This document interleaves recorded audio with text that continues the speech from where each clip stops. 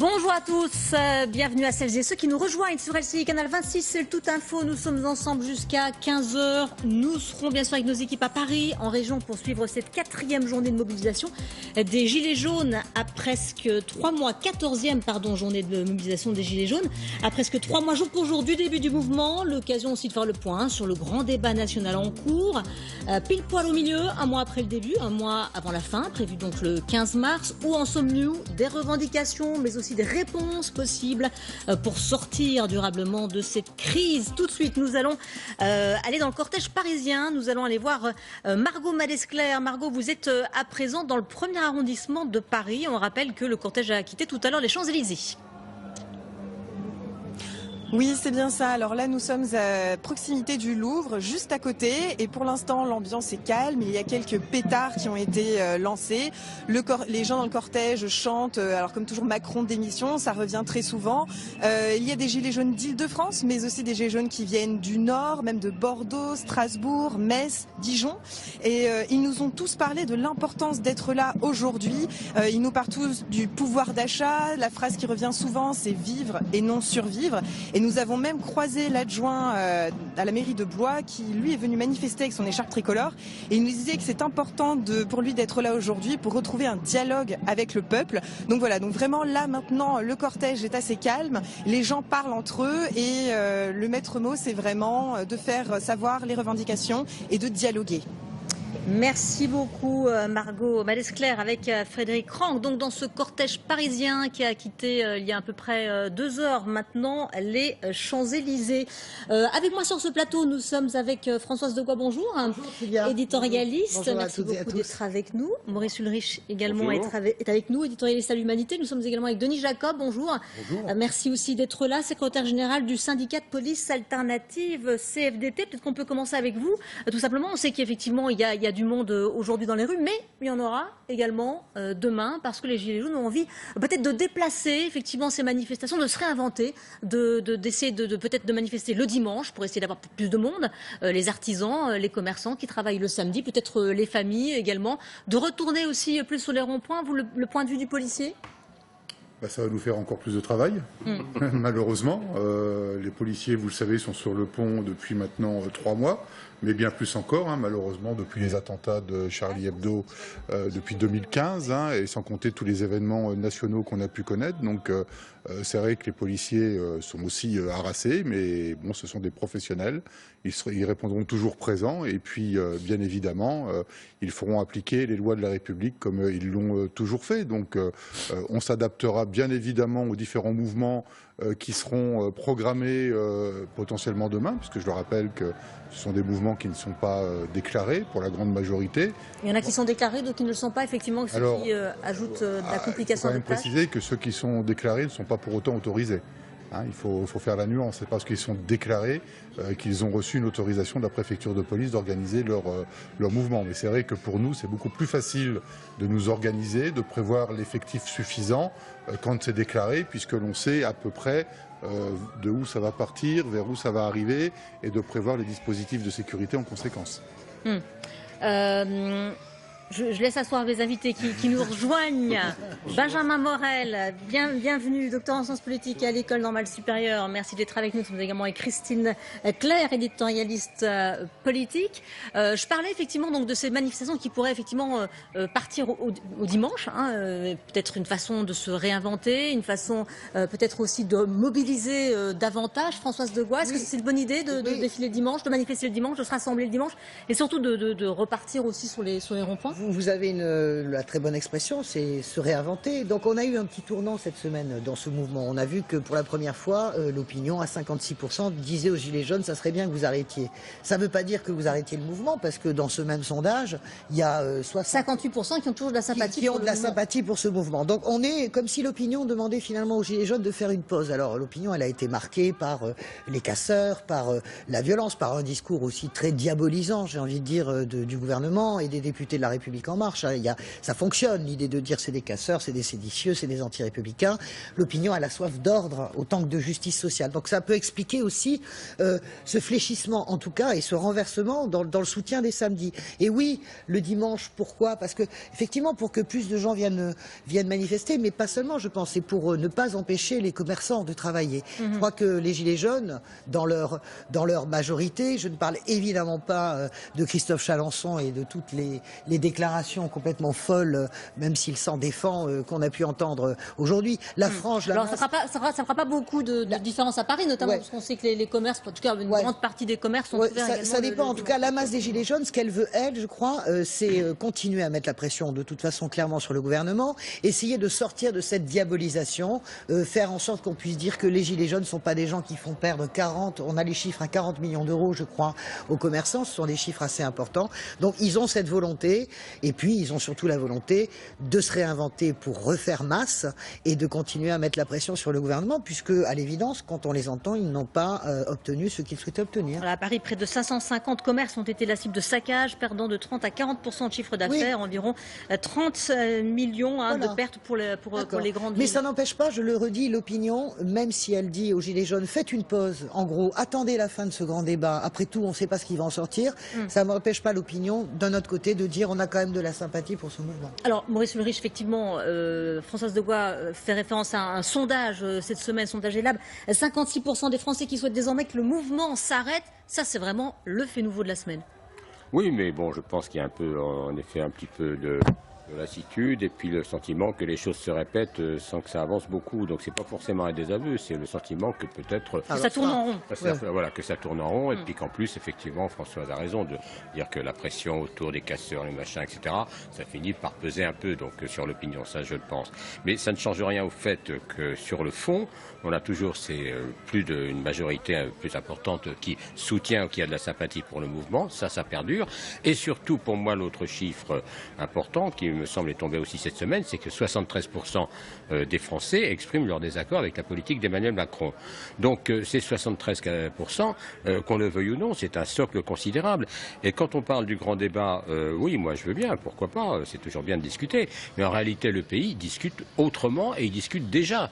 On discute sur les ronds-points. On a fait un reportage, nous, cette semaine, à Avon, dans la Seine-et-Marne, 80 personnes en débat. C'était pas un débat du grand débat, c'était un débat organisé par des Gilets jaunes. Bon, 80 personnes, des interventions un peu tous azimuts, etc. Mais 7000 personnes qui regardent sur Internet. Mais c'est dommage parce que du coup, ces débats ne seront pas remontés.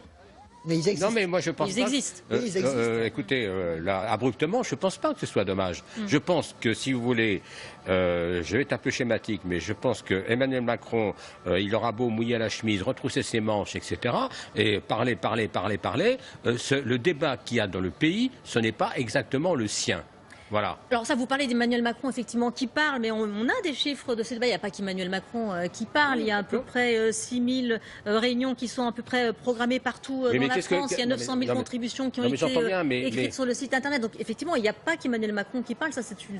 Non, j'entends bien. J'avais dit que j'allais être un peu schématique. Mais si vous voulez, je pense qu'il y a ce grand débat-là avec, à mon avis, une volonté manifeste de l'encadrer et d'en tirer des conclusions, je dirais, un peu spécieuses, notamment sur la question institutionnelle qui, à mon avis, n'est pas du tout la question essentielle que se posent un tas de gens.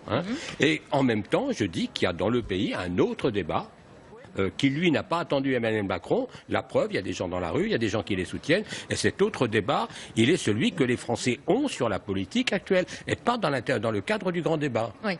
Je le crois, mais bon... Alors, mais effectivement, dans le cadre de ce grand débat, effectivement, ce n'est pas les questions institutionnelles qui remontent aussi. Oui. Donc finalement, effectivement, dans ce grand débat, ce sont les questions de pouvoir d'achat qui arrivent. Mais ce pays est en émulsion. Et à l'évidence, les Gilets jaunes peuvent déjà se vanter d'avoir, au-delà des 10 milliards, provoqué le grand débat national avec Emmanuel Macron et une émulsion, on peut quand même le dire. Les Français débattent aujourd'hui, alors qu'ils soient dans le cadre ou pas, les Français discutent. Oui. Ça, c'est assez unique. Et ça, c'est effectivement le côté positif de cette crise formidable. Des Gilets jaunes. Christine Claire. Les Français débattent, c'est très bien.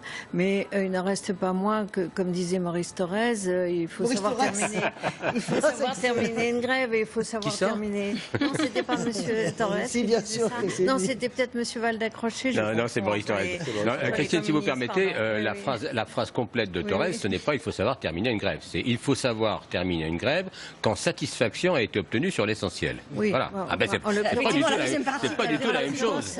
Et on coupe toujours la phrase. Je pense que satisfaction a été obtenue sur l'essentiel. Il y a eu beaucoup d'écoute mais cela dit, on ne peut pas non plus empêcher toute une partie de la France de travailler. On ne peut pas porter un coup au tourisme, qui est quand même une des ressources principales de la France, qui n'a plus beaucoup d'industrie et par ailleurs. Et on peut pas, une partie du peuple ne peut pas empêcher tous les autres peuples de travailler. Et pour le moment, ce qui se passe, c'est quoi? Ça va être des emplois supprimés, ça va être des gens qui partent à l'étranger parce que finalement, on leur avait dit qu'ils pouvaient revenir en France, mais ils s'aperçoivent que même s'ils n'ont plus l'impôt sur la fortune, ça n'est pas intéressant de venir en France. Voilà, je veux dire, le débat, c'est très bien, mais la démocratie, c'est très bien aussi. Alors, le débat, ça veut dire que quelques-uns acceptent d'entendre les autres, acceptent de reconnaître qu'ils ne sont pas forcément la majorité. Alors on dit une majorité de Français les soutient. Une majorité de Français aimerait, c'est vrai, avoir des revenus plus élevés, aimerait certainement plus de justice sociale. C'est la question qui est posée. Mais faut-il pour autant bloquer l'économie, s'en prendre. L'économie est bloquée. Pardonnez-moi, Christine, je veux pas. Il y a eu un impact sur l'économie. Même Bruno Le Maire ne dit pas que c'est ce qui s'est passé, la révision à la baisse du 4e trimestre n'est pas liée à 100% sur les jeunes. Elle est à 0,1. C'est pas les trains qui s'arrêtent. Il y a des touristes qui ne viennent plus. Non, mais le tourisme, non, c'est pas vrai. Vous êtes très content, tout va très bien. Mais le tourisme n'a pas souffert réellement. Le tourisme se porte bien si on en croit les derniers chiffres qui ont été publiés. Ça fera quelques millions d'euros. Où va-t-on les trouver? 40 millions déjà, ça c'est sûr. On a un impact plus économique. les destructions dans une ville comme Bordeaux, enfin des destructions de tramways, des destructions de façades, des destructions. C'est rien. Non, c'est rien. On n'a pas dit que c'était rien. Soyez pas caricatural, mais vous ne pouvez pas dire que les Gilets jaunes bloquent l'économie française. Tous les samedis depuis 15 On serait dans une grève de routiers ou une grève de la SNCF depuis 3 mois. Je vous dirais oui, on peut dire que l'économie bloque les magasins. Non, bloque rien du tout. François de Gaulle, le gouvernement a quand même annoncé cette semaine un plan pour les villes qui ont été. Bien sûr. Donc, je suis d'accord. L'argent qui va quand même être donné. Vous êtes en train de dire finalement, c'est que leur action n'a aucun Vous voulez laisser parler M. Alors, Benjamin Morel voulait dire quelque chose. Je dis que leur action, en tout cas, ils ont le droit de manifester. Alors, Benjamin Morel, s'il vous plaît. Il faut nuancer un peu les choses. On a un impact économique, mais c'est très clairement pas les Gilets jaunes qui sont responsables du ralentissement économique. La preuve en est d'ailleurs qu'il est général à tous les pays occidentaux aujourd'hui. En revanche, on a un impact qui est très localisé et très problématique pour un certain nombre de centres-villes, d'où le plan d'aide d'urgence. Le vrai problème, si vous voulez, il est, là on peut regarder les choses des deux côtés. Vous savez que le Parlement européen et l'ONU se sont plutôt adressés au gouvernement qu'aux Gilets jaunes. Donc en effet, l'image de la France dans le monde, pour tout un tas de raisons, souffre de cette crise, mais c'est un autre sujet. Fondamentalement, le dimanche, c'est plutôt intelligent pour ça. C'est-à-dire que choisir le dimanche, ça permet en effet, comme vous le disiez bien, de s'épargner ce type de scène et ce type d'impact sur les centres-villes. C'est très localisé, mais malgré tout, pour ces centres-villes, c'est très fort, cet impact économique. Par contre, c'est très dangereux pour le mouvement lui-même. Pourquoi ? Parce qu'on a un mouvement qui n'a pas d'organisation. On a un mouvement qui est très disparate. Il y a deux choses qui unissent aujourd'hui ce mouvement. Le gilet jaune, c'est-à-dire le symbole du gilet jaune et l'uniforme du gilet jaune qui permet d'exister comme gilet jaune, et la manifestation du samedi. On a des groupes très disparates qui ne sont pas d'accord sur grand-chose, si ce n'est sur cette manifestation du samedi. Si une partie des Gilets jaunes dit « on fait plus ça le samedi, on fait ça le dimanche », tout d'un coup, on a un mouvement qui, encore un peu plus, se désagrège et trouve des sons différents pour un mouvement qui n'a pas d'organisation, qui n'a pas la possibilité de décréter justement de façon verticale un autre jour de mobilisation. C'est un risque pour sa continuité, qui fondamentalement est important. Et quand Benjamin Cauchy parle de revenir aux sources finalement en réinvestissant les ronds-points, qu'est-ce qu'il veut dire par là? Ça veut dire qu'ils ont bien entendu les critiques, les Gilets jaunes ne sont pas des idiots, ils commencent à s'organiser. Je mets à part évidemment tous les radicaux, parce qu'il ne faut pas confondre de mon point de vue détermination et radicalisation. Là, il y a des gens déterminés. Les radicaux et les chaotiques, c'est les Black Blocs, c'est vraiment l'idéologie de tout détruire, ça qui arrive vers 17h ou 18h généralement. Ça veut dire aussi que les Gilets jaunes, hors Chalençon, hors Drouet, hors Nicole, qui ne représentent pas, contrairement à ce qu'on peut penser, la masse de ces Gilets jaunes, comprennent que ils savent lire les sondages. Ce sondage est là, pardon, on s'appuie beaucoup dessus, mais il est très intéressant. Il dit aussi que 64% des Français ne comprennent plus les revendications des Gilets jaunes. Effectivement, 64% des sondés pensent que les manifestations se sont éloignées des revendications du départ. Ils ne comprennent plus ce qu'ils veulent. Donc, l'idée générale, c'est pour continuer à faire vivre ce mouvement, parce que c'est nécessaire de leur point de vue qu'il continue à perdurer, il faut revenir à la source, revenir à ce moment où les gens faisaient, entre guillemets, fraterniser sur les ronds-points. Peut-être, oui, mais il y a, comment dire, sur les revendications. Moi, je pense que s'il y a encore ce soutien qui perdure, c'est parce que les revendications qui sont partagées par les Français sont essentiellement celles qui portent sur les questions du pouvoir d'achat et de la redistribution des richesses. Je vais prendre juste un exemple que j'ai déjà donné ici, mais bon, on est condamné un peu à se répéter. Moi, je connais une personne qui... Vous aussi, vous réinventez. Qui était, voilà, je vais réinventer parce qu'on n'est pas le même jour. On se réinvente avec une personne qui est assistante de vie scolaire dans les écoles, enfin dans les écoles évidemment, en province, qui un tout petit salaire, qui il y a un an s'était fait supprimer sa prime d'activité et qui a retrouvé sa prime d'activité. Bon, elle a envoyé un SMS au journal le 5, le jour même de la prime d'activité, et qu'est-ce qu'elle dit? Tout simplement, merci les Gilets jaunes. Oui. Or voilà, c'est une personne qui ne manifeste pas, qui n'est pas Gilet jaune, qui ne fait même pas pratiquement de politique, ou qui vote un petit peu de temps en temps. Mais voilà, merci les Gilets jaunes. Donc qu'est-ce que ça veut dire? Ça veut dire que, par exemple, est-ce qu'on a fait des enquêtes sérieuses sur la façon dont tous les gens, parce que la prime d'activité, on sait bien que c'est limité, pour moi c'est largement insuffisant, et je pense pour les Gilets jaunes et pour un certain nombre de gens, c'est insuffisant. Mais on aurait pu aussi on pourrait interroger les gens qui l'ont reçu. Et qu'est-ce qu'ils vont dire? Probablement la même chose. Merci les Gilets jaunes. Parce que cette prime d'activité, même si elle est limitée, c'est pas à Emmanuel Macron qu'ils la doivent, fondamentalement. C'est comme le débat, si vous voulez. Moi, je trouve que le grand débat, d'une certaine manière, autant je dis, il y a aussi un débat parallèle dans le pays, mais le grand débat, quelque part, ça légitime les Gilets jaunes. Puisque sans eux, est-ce que le pays débattrait? Ben non. Donc je ne dis pas qu'ils ont raison sur tout. Je sais bien que c'est disparate. Je sais bien qu'il y a des revendications contradictoires. Moi, par exemple, très honnêtement, je ne comprends pas trop l'enjeu du RIC, ou plutôt, je comprends, mais disons que ça ne me convient pas exactement. Mais en revanche, tout ce qui est pouvoir d'achat, redistribution des richesses, rétablissement éventuel de l'ISF, etc., tout ça, c'est quand même dans la tête des Gilets jaunes et dans la tête des gens. Alors justement, Benjamin Morel, si on fait le bilan des 3 mois, parce que finalement demain on sera jour pour jour à 3 mois du début de ce mouvement, qu'est-ce qu'il a changé ce mouvement? C'est quoi le bilan? Vous voulez dire quel est aujourd'hui ce qu'il a obtenu? Oui. Vous avez en effet ce 10 décembre avec ces 11 milliards d'Emmanuel Macron, vous avez ce grand débat, il y a tout de même un pouvoir qui sur un certain nombre de points... Image de Marseille, pendant que vous parlez, la mobilisation à Marseille. Mais finalement, je suis fondamentalement d'accord avec vous, c'est-à-dire que la question du pouvoir d'achat reste centrale. Quand vous prenez les enquêtes d'opinion aujourd'hui, et j'en suis le premier désolé, parce que moi, ma spécialité, c'est les institutions, le RIC, j'aimerais en discuter des heures, mais c'est pas au cœur du mouvement. Et si on veut comprendre ces nouveaux sondages, avec notamment les sondages qui disent on comprend plus tout à fait les revendications, il faut comprendre qu'on a un mouvement qui là-dessus a évolué, qui a été, non pas phagocyté, parce que c'est pas vrai, mais qui en tout cas, qui a trouvé des têtes d'affiche qui mettent en avant des revendications qui ne sont ni celles du début du mouvement, ni celles de ceux qui soutiennent aujourd'hui le mouvement. Ces revendications, ce sont des questions qui portent sur le pouvoir d'achat et sur la fiscalité. Et il y a un dialogue qui, des deux côtés, est relativement facile entre ces grands leaders d'opinion gilets jaunes qui disent on veut le RIC, et un gouvernement qui, lui, préfère en effet avoir une discussion institutionnelle qu'une discussion économique qui est fondamentalement beaucoup plus compliquée, avec des enjeux en termes européens, etc., qui sont beaucoup plus difficiles à régler.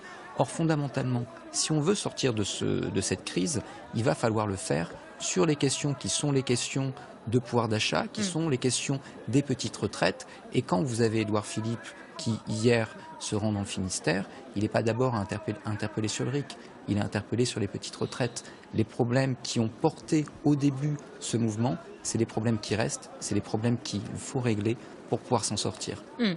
Alors justement, Christine Clerc, qu'est-ce qu'il va faire le président pour sortir de cette crise? La solution est difficile à trouver, forcément, je ne vous la demande pas là. Aujourd'hui, c'est un peu compliqué. On voit qu'en tout cas, sur le plan fiscal, ils ont vraiment du mal à trouver une solution. À chaque fois que quelqu'un propose quelque chose, il est immédiatement recadré. Oui, mais je ne pense pas que tout puisse se discuter dans la rue. D'ailleurs, ces mots d'ordre, bien sûr qu'on le sent que la question essentielle est celle du pouvoir d'achat et du logement dans les villes, etc.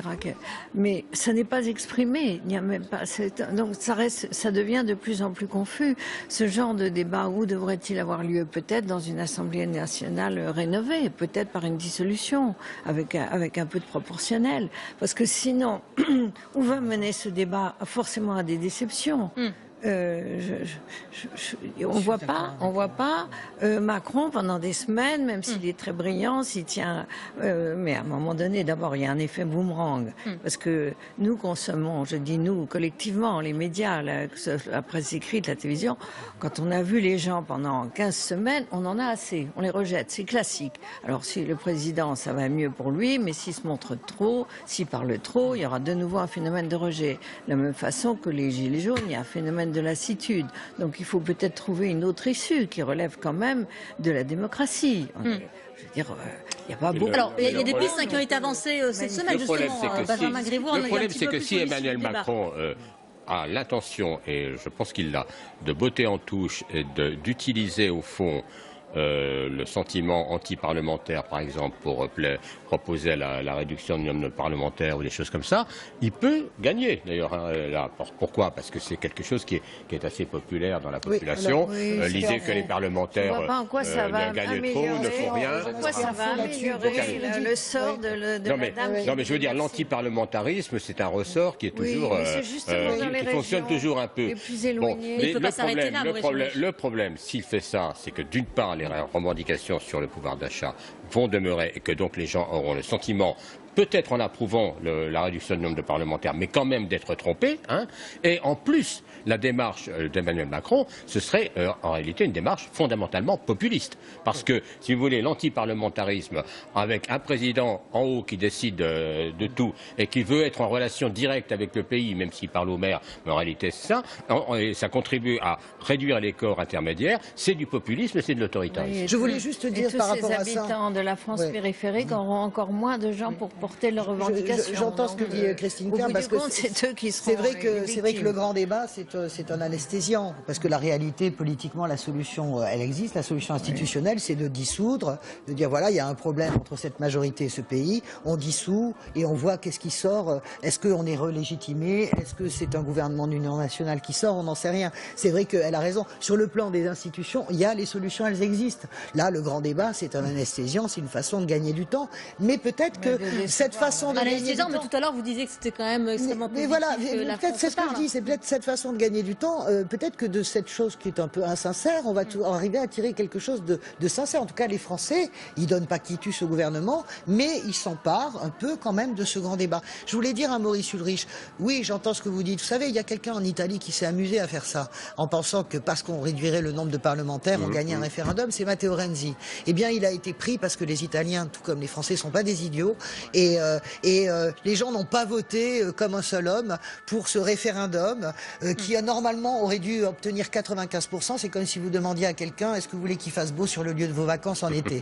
Eh bien, est-ce que vous voulez moins de parlementaires? Renzi était persuadé que ça passerait comme une lettre à la poste. Non seulement c'est pas passé, mais il a été obligé de quitter le pouvoir en une semaine. Et en plus, ça a amené la suite, la Lega et le mouvement 5 étoiles. Donc, qu'Emmanuel Macron, s'il a l'intention de faire ça, regarde les leçons du passé récent. J'ai l'impression qu'il n'est plus trop dans les perspectives. Non, c'est plus vraiment dans les tuyaux pour le moment. Dans les perspectives. C'est même pas ce que c'est. Mais c'est vrai qu'on peut-être un peu plus, effectivement. Voilà. On a compris qu'il fallait du temps et que justement la remontée des idées de ce débat allait prendre un peu de temps. Si vous voulez, cette question du référendum, elle est intéressante parce que dans la Constitution, il y a trois options, trois sujets qui peuvent faire l'objet d'un référendum: les institutions, les traités, les services publics. Pouvoir d'achat, fiscalité, ça n'y figure pas. Il ne peut pas y avoir de référendum là-dessus. Donc si on a un référendum, ils vont probablement, ceux ou ces référendums, avoir lieu sur les questions institutionnelles. Soit vous faites un seul référendum et vous dites dose de proportionnelle et baisse du nombre de parlementaires. On sait aujourd'hui, on a des chiffres qui montrent, on fait des études, notamment à Sciences Po, pour montrer que les deux ne sont pas vraiment compatibles. C'est-à-dire que si vous faites ça, vous aboutissez à une assemblée moins représentative qu'elle ne l'est aujourd'hui. Donc ça, du point de vue du référendum, c'est catastrophique. Si vous mettez les deux questions ensemble, vous risquez d'avoir un plébiscite contre Emmanuel Macron avec une réforme dont on sait aujourd'hui que ce n'est pas une très bonne réforme. Soit vous faites un référendum multi-questions, ce qui est également dans les tuyaux du gouvernement. Mais il faut bien dire que dans la Constitution, un référendum ne peut avoir lieu que sur un projet de loi. Qu'est-ce que ça veut dire? Ça veut dire que si vous avez 5 questions, vous avez 5 urnes. Vous devez tenir 5 bureaux de vote par bureau de vote. Ça devient une usine à gaz dont les gens auront du mal à saisir la teneur et dont on ne voit pas pratiquement en fait. Comment est-ce que l'on peut faire techniquement? Donc tout ça reste très très compliqué et on voit mal comment est-ce que ça pourrait en effet, outre le fait que ce n'est pas ces questions-là qui ressortent des enquêtes d'opinion, comment est-ce que ça pourrait être une solution à la crise des Gilets jaunes? Alors, je voudrais qu'on revienne sur ce week-end de mobilisation, peut-être avec vous, Denis Jacob, voir un petit peu comment aussi on s'organise au niveau des forces de l'ordre, parce qu'effectivement, il n'y avait pas que le samedi à couvrir, mais également le dimanche, avec toujours cet inconnu de ces manifestations, de ces rassemblements qui seront spontanés. Oui, écoutez, le dispositif est un peu maintenant toujours le même. On est aguerri un peu à ce qui se passe. Donc on prévoit des effectifs notamment de compagnies républicaines de sécurité et de gendarmes mobiles sur des endroits stratégiques et notamment autour du palais présidentiel avec un certain nombre de CRS, bien évidemment, l'avenue des Champs-Élysées, la place de l'Étoile et puis certains sites habituels de lieux de rassemblement que sont Bastille, République notamment.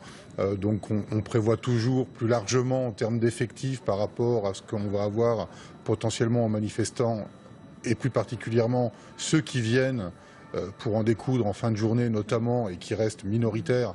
Et ça, je m'astreins à le dire depuis le début des mouvements des Gilets jaunes quand vous m'invitez sur votre plateau, de dire que la police fait la part des choses entre les Gilets jaunes, la légitimité de leurs revendications et puis les casseurs, qui ne sont pas les mêmes. Et moi, ce que je regrette, parce que je suis policier, mais je suis aussi un citoyen comme tout le monde, ce que je regrette, c'est qu'on est passé plus d'un mouvement social à un mouvement politique. Mais où sont passés, dans les médias, ces gens du quotidien qui ont du mal à finir leur fin de mois, qu'on ne voit plus, qu'on n'interroge plus. On voit des porte-paroles qui sont autoproclamés, qui n'ont aucune légitimité, et ce sont eux qui ont la parole aujourd'hui et qui détournent la légitimité des revendications en des propos purement politiques. Enfin, c'est de la semaine écoulée vient de nous le démontrer. Eh ben, effectivement, c'est passionnant ce que vous dites et on va y revenir. Le temps d'une courte pause, et on revient sur vos propos. À tout de suite sur LCI.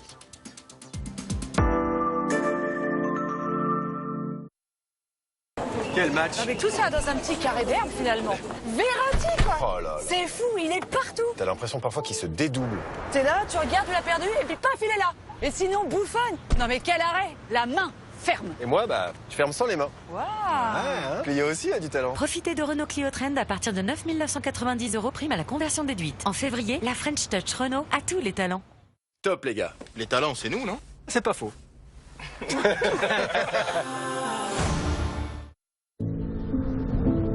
Jimbaitai, faire corps.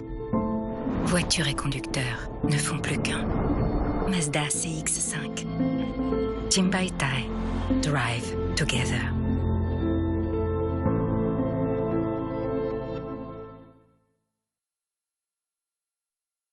Élite Rencontre, le site de rencontre de référence pour célibataires ambitieux. Inscrivez-vous dès aujourd'hui et revivez l'amour sur éliterencontre.fr. Je suis convaincu que c'est l'avenir de l'aspirateur. Avec ce puissant moteur numérique, Dyson a réinventé l'aspirateur sans fil. Cette nouvelle génération de batteries lithium offre plus d'autonomie pour un nettoyage continu. Et bien sûr, un plus grand collecteur. Livraison 24 heures, offerte sur Dyson.fr.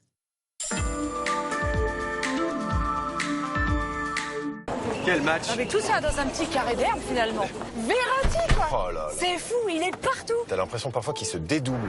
T'es là, tu regardes, tu l'as perdu et puis paf, il est là. Et sinon, bouffonne. Non mais quel arrêt. La main ferme. Et moi, je ferme sans les mains. Waouh. Clio aussi a du talent. Profitez de Renault Clio Trend à partir de 9 990 € prime à la conversion déduite. En février, la French Touch Renault a tous les talents.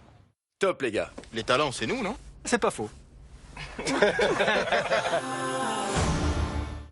Vous écoutez M Radio, la radio qui aime la chanson française. Diago, j'ai pris le temps de t'écrire. Toutes les stars de la chanson française sont sur M Radio.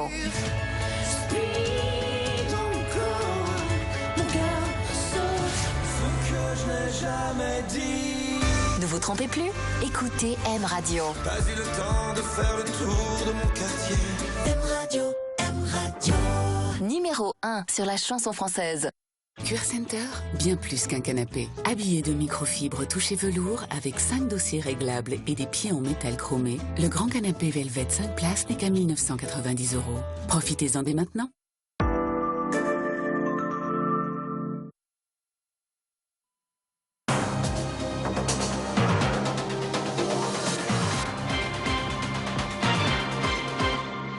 Comme Pompidou en mai. Retour sur le plateau de LCI pour suivre cette 14e journée de mobilisation des Gilets jaunes. Nous sommes ici à l'image à Marseille, dans les Bouches-du-Rhône. Mobilisation en province, mobilisation également dans les capitales.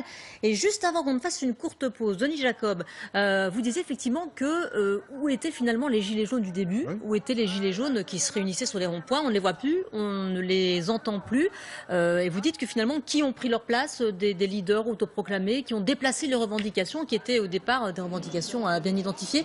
Est-ce que vous êtes d'accord avec ça? Oui, absolument. Et je trouve que Denis Jacob a vraiment raison. Et on en parlait là avec Christine à l'instant. Il y avait énormément de femmes. Vous vous souvenez, les premiers samedis, on se disait... D'ailleurs, dans les bas salaires, il y a des femmes. Voilà, les femmes sur les ronds-points, avec cette fraternité qui existait au début sur les ronds-points. Et c'est vrai que je suis à 100% d'accord avec ce que dit Denis Jacob. On ne voit plus le vrai visage de ce mouvement qui perdure. Hein. Vous allez dans les manifestations. Moi, je m'y suis baladé samedi dernier, le samedi précédent à Paris, ça perdure. Hein. On voit les Black Blocs entièrement tout en noir, mais ça c'est vers 17h. On sait à peu près à quelle heure ils rentrent en scène, les Black Blocs. Mais les gens qui sont là, vraiment, c'est tout sauf des radicalisés avec la bave aux lèvres. Hein. Vous avez même des couples, 40, 50, 55 ans, beaucoup de femmes. Et je pense que revenir à l'essence, repartir sur les ronds-points, c'est une vraie idée, parce que ce mouvement ne peut pas être résumé ni à Sébastien Cauchy, ni à Christophe Chalençon, ni à Madame Ludowski et ni à Ygritte de Mavasson. On peut sur les ronds-points et bloquer la circulation. Enfin, ils bloquent pas trop, ils ralentissent la circulation, Christine. Françoise, vous allez bientôt mettre un gilet jaune. Non, je ne suis pas un gilet jaune, mais non, moi je suis pas. J'essaie d'être impartial. Vraiment, il y a des choses qui vont pas du tout. Si, il y a des choses qui vont pas dans ce mouvement, mais on peut pas. Vous trouvez normal que des gens sur des ronds-points? J'ai une vieille amie qui a 93 ans, qui a été bloquée 1 heure alors qu'il faisait froid. Vous trouvez ça normal? Ça s'appelle la grève, vous savez. Non, mais moi, ou alors à dire que. Non, mais Christine Claire a annoncé. Mais la grève, c'est annoncé. Tous les vendredis, ils annoncent. On ne dit pas que tel tout n'est pas déclaré. Non, pas tout n'est pas déclaré. Non, mais bien sûr, il fait. Vous savez que vous avez droit aux gilets jaunes. Donc, moi, il faut quand même être un peu impartial. Je comprends très bien qu'il y ait ce genre de problème. Mais on est dans un pays où on a le droit de manifester. C'est heureux. Alors, c'est toujours les mêmes histoires quand il y a les grèves. Retournons dans la manifestation. On va aller voir Mathilde Guénégan qui est dans le cortège. Mathilde, vous allez nous dire où vous trouvez exactement. Vous êtes accompagnée de Bichente Akala, Mathilde. La parole de Ségolène Royal, parce qu'elles sont là.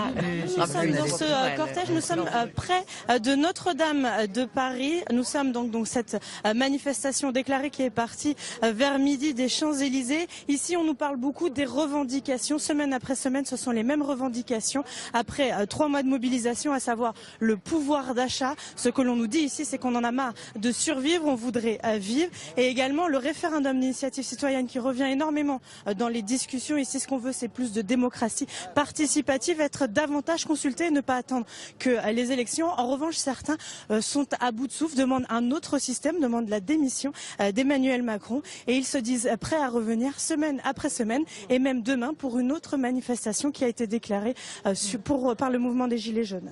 Alors Mathilde, qui est autour de vous? Vous parliez effectivement de Gilets jaunes. Est-ce qu'il y a d'autres éléments? Notamment, on craint, comme toutes les semaines, des éléments aux extrêmes. Est-ce que c'est le cas aujourd'hui? Qu'est-ce que vous voyez autour de vous?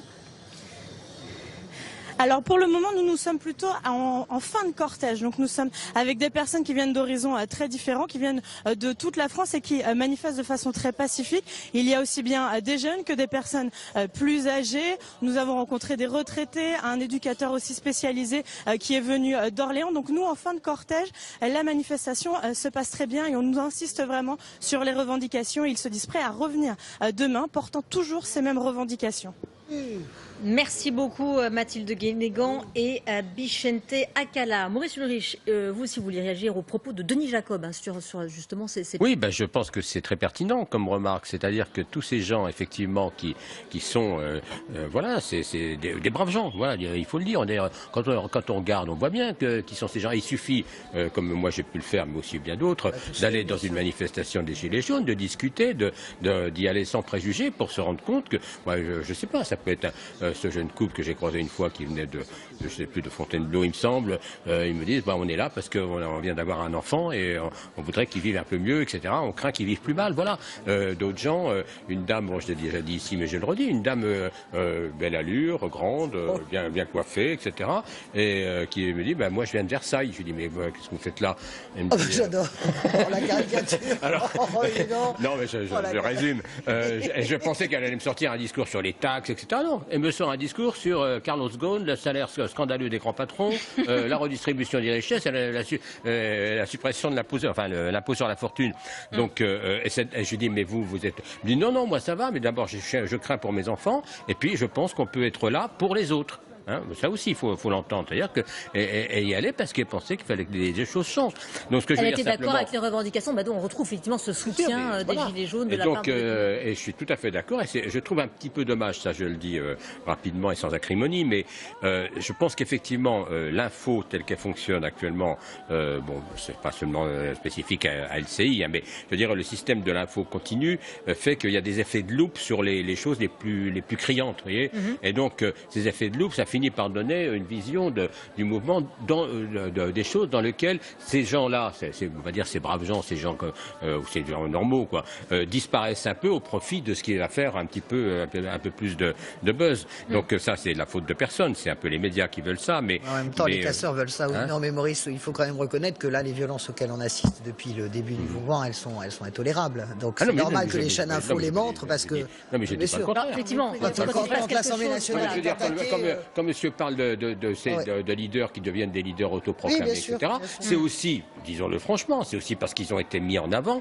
Alors, mis en avant par qui, Maurice Ulrich? Attention, il y a les réseaux sociaux aussi qui jouent beaucoup, qui ont fait émerger le mouvement, qui ont fait de ces personnes ce qu'elles sont aujourd'hui. Ce ne sont pas les médias, ce sont les réseaux sociaux. Il faut dire aussi que nous sommes tout de même dans une grande confusion. Au départ, il y avait l'augmentation des taxes sur l'essence. Problème de pouvoir d'achat pour des tas de gens qui doivent faire des kilomètres par jour pour aller travailler. Bon, à l'arrivée, on commence à émerger que ça serait un problème de pouvoir d'achat. Mais dans les revendications, ça n'est jamais exprimé clairement. Il n'y a pas de porte-parole. Quand il y en a qui se présentent, on a vu Madame Levavasseur, etc., ils sont accablés d'insultes, menacés. Donc personne ne peut se présenter en portant des revendications claires. Il s'avère que finalement, c'est probablement le pouvoir d'achat qui est au centre de tout ça. Alors il faudrait quand même qu'il y ait des porte-paroles qui puissent négocier. Le pouvoir d'achat, ça se négocie avec qui? Avec les chefs d'entreprise, avec le gouvernement. Comme en mai 68, quand la CGT avait récupéré le mouvement et négocié avec Georges Pompidou, on est arrivé à quelque chose. Mais pour le moment, il n'y a pas d'interlocuteur, il n'y a pas de porte-parole, et il n'y a même pas, moi je cherche en vain les banderoles pour le pouvoir d'achat. Je vois pas. C'est vrai qu'aujourd'hui, on n'en voit pas beaucoup. On n'en voit pas beaucoup aujourd'hui, c'est vrai, on en a vu par le passé. Dans les départements oubliés, la France périphérique, ils auront encore moins de députés pour les représenter. Bon, c'est ça qu'ils veulent, mais non, c'est pas ça. C'est ce qu'ils veulent, c'est une augmentation de leurs revenus, une échelle des revenus plus juste, bien sûr, ça tout le monde l'a compris, et je crois que personne en France n'est pour des salaires à la Carlos Ghosn. C'est vraiment une grande impuissance ce que nous avons là. C'est simplement parce qu'ils s'alignent sur des salaires mondiaux, et les salaires les plus bas s'alignent aussi sur les salaires mondiaux qui sont les plus bas. Alors, Denis Jacob, le vrai souci que l'on a, parce que c'est quand même un mouvement inédit, c'est que d'un côté on a un mouvement populaire qui malheureusement ne veut pas faire confiance aux syndicats, alors que les syndicats savent organiser, préparer des manifestations, porter des revendications. Négocier. Et je suis désolé, mais tous les acquis sociaux de notre pays depuis le Front populaire démontrent que c'est quand même les syndicats qui ont toujours réussi à donner des avancées salariales et sociales aux travailleurs. Et ce que je regrette également, c'est que le gouvernement, c'est celui-là ou d'autres par le passé, qui n'ont pas suffisamment ou qu'il n'a pas suffisamment écouté les corps intermédiaires. Et mon secrétaire général de la CFDT, Laurent Berger, l'a redit et répété pendant des semaines et des semaines. Et si, peut-être pas, mais peut-être que si on nous avait écouté dès le départ et qu'on avait associé les corps intermédiaires dès le départ, vous voulez dire dès le début du mandat?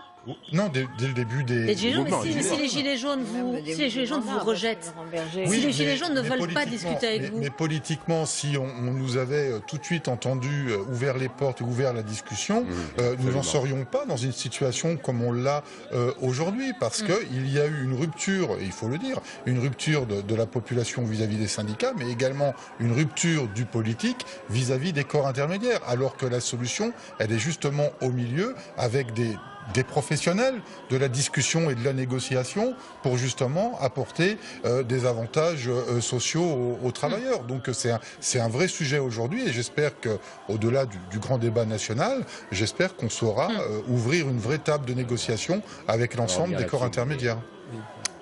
Oui, il faut différencier deux choses. Il faut différencier d'un côté les Gilets jaunes et leurs leaders, on l'a déjà dit, et fondamentalement, dès le moment où vous avez un mouvement qui n'est pas structuré, vous avez un mouvement qui, évidemment, met en avant des gens qui ont un savoir-faire politique, qui sont généralement des militants, qui sont les plus politisés et qui n'ont pas que des revendications en termes de pouvoir d'achat. Et il faut différencier d'un autre côté, et je rebondis sur les syndicats, les soutiens des Gilets jaunes et les Gilets jaunes les plus actifs. Les soutiens des Gilets jaunes seraient tout à fait contents qu'on ouvre la porte à des négociations avec notamment les syndicats pour revenir à ces questions de pouvoir d'achat. Pour le gouvernement, même après coup, rentrer dans une démarche de négociation sur le pouvoir d'achat avec des acteurs qui ont des défauts du point de vue de la représentation. Il ne s'agit pas de dire que tout va bien dans le monde syndical, mais malgré tout existe et porte des revendications, aurait pu être une ouverture pour le débat. Là-dessus, le grand débat a également des effets négatifs. Parce que le grand débat, surtout comme il est montré, c'est-à-dire le rapport entre un homme qui décide et un peuple qui débat, eh bien, ne remet pas au centre les corps intermédiaires et pose également un certain nombre de problèmes. C'est-à-dire les corps intermédiaires vont revenir donc à l'issue de ce débat lors de conférences qui vont être organisées. On a entendu les maires, on a tout de même entendu les maires qu'on n'entendait le corps intermédiaire. Vous voyez, on crée également un problème de légitimité. Je suis d'accord avec Benjamin et je vais même plus loin, c'est-à-dire que le grand débat tel qu'il est pensé et théâtralisé au point de départ par Emmanuel Macron, on a bien compris que c'est une opération politique et il a tout à fait le droit, voilà, il fait de la politique, il est président de la République. Donc, et d'ailleurs, ça lui rapporte des points. 2-3 points. Et les Français pensent qu'il est plus sympathique, plus proche des gens et plus dynamique. Oui, mais il le pense plus arrogant aussi. Il le pense plus arrogant et plus autoritaire aussi. Il faut bien voir les traits d'image du président. C'est pas. Lui permet de corriger son image. Il est plus sympathique, plus proche des gens, plus dynamique par rapport à une précédente étude en tout cas. D'accord, 2-3% de plus. Mais moi, je regarde ça avec beaucoup d'intérêt. Vous savez que si ça fait pchit à la fin, vous allez voir comment ça va repartir à la baisse les sondages. On le sait tous. Donc, mais il peut s'en contenter. Il a besoin de façon d'oxygène. Mais par rapport à ce que disait Benjamin, c'est vrai que non seulement ce grand débat théâtralisé avec le focus autour d'Emmanuel Macron et avec évidemment tous ces débats dans le pays, mais c'est essentiellement sa personne qui est mise en scène de lui par rapport aux Français, non seulement délégitime les corps intermédiaires, délégitime les oppositions qui n'existent quasiment plus. On a beau m'expliquer que Marine Le Pen joue très finement dans ce jeu, Marine Le Pen et le Rassemblement national sont quand même sur le côté, et délégitime aussi les Gilets jaunes. C'est-à-dire que toute la partie qui manifeste là, la grande majorité des gens qui manifestent là, vont pas faire de ce débat. Donc on rejoue la scène de Macron face aux Français, moi ou le chaos, parce qu'il y a tout ce discours également qui est porté par le gouvernement, c'est moi face aux Français directement, moi ou le chaos, c'est-à-dire les Gilets jaunes, les méchants casseurs, etc., que moi je ne dis pas. Voilà. Donc je pense qu'il y a un chemin qui peut permettre de gagner des points sur l'instant, mais qui est mortifère à terme de mon point de vue. Allez, direction le cortège parisien. On va aller retrouver Margot Madescler qui est rue Soufflot actuellement, donc tout près du Panthéon à Paris. Margot, vous êtes donc dans ce cortège parisien qui a quitté tout à l'heure, on le rappelle, à la mi-journée, les Champs-Élysées. Oui, c'est bien ça, oui. Effectivement, je me trouve rue Soufflot. Alors, le cortège avance à un très bon rythme. Il est assez dense. Il n'y a pas d'échauffourée. L'ambiance est plutôt bonne. Il y a de la musique. Il y a même une fanfare au milieu du cortège. Les gens sont souriants. Vraiment, il n'y a aucun problème. Et ils se dirigent tranquillement vers l'esplanade des Invalides où le cortège devrait se terminer. Merci beaucoup Margot, donc, qui est avec Frédéric Ranck, donc dans le 5e arrondissement de Paris. J'aimerais rebondir sur les images parce que c'est très très important depuis que je suis sur votre plateau. Vous diffusez des images en continu et je trouve très bien de montrer des images où on a une manifestation pacifiste avec, sur le trottoir, des policiers en tenue de maintien de l'ordre, tranquilles, voilà. Parce qu'ils sont tranquilles. Et pourquoi ? Pas parce qu'ils sont là pour s'affronter par rapport aux Gilets jaunes. Ils sont là simplement pour entourer cette manifestation. Pour entourer la manifestation et assurer la sécurité, de faire en sorte que ça se passe dans de bonnes conditions et pour eux et pour les gens qui ne manifestent pas. Et ce qui était important de voir aussi, c'est la fin du cortège qui est fermé par des véhicules de police qui accompagnent les manifestants de manière pacifique. Voilà une vraie manifestation comme elle doit se dérouler en France dans le cadre du respect des lois de la République. Sauf que on ne voit pas de banderole, on n'entend pas de mots d'ordre. Alors c'est vrai que c'est un peu démodé. On va en entendre un. C'est un peu démodé. Mais à la fin, je comprends qu'à la fin, les gens s'ennuient.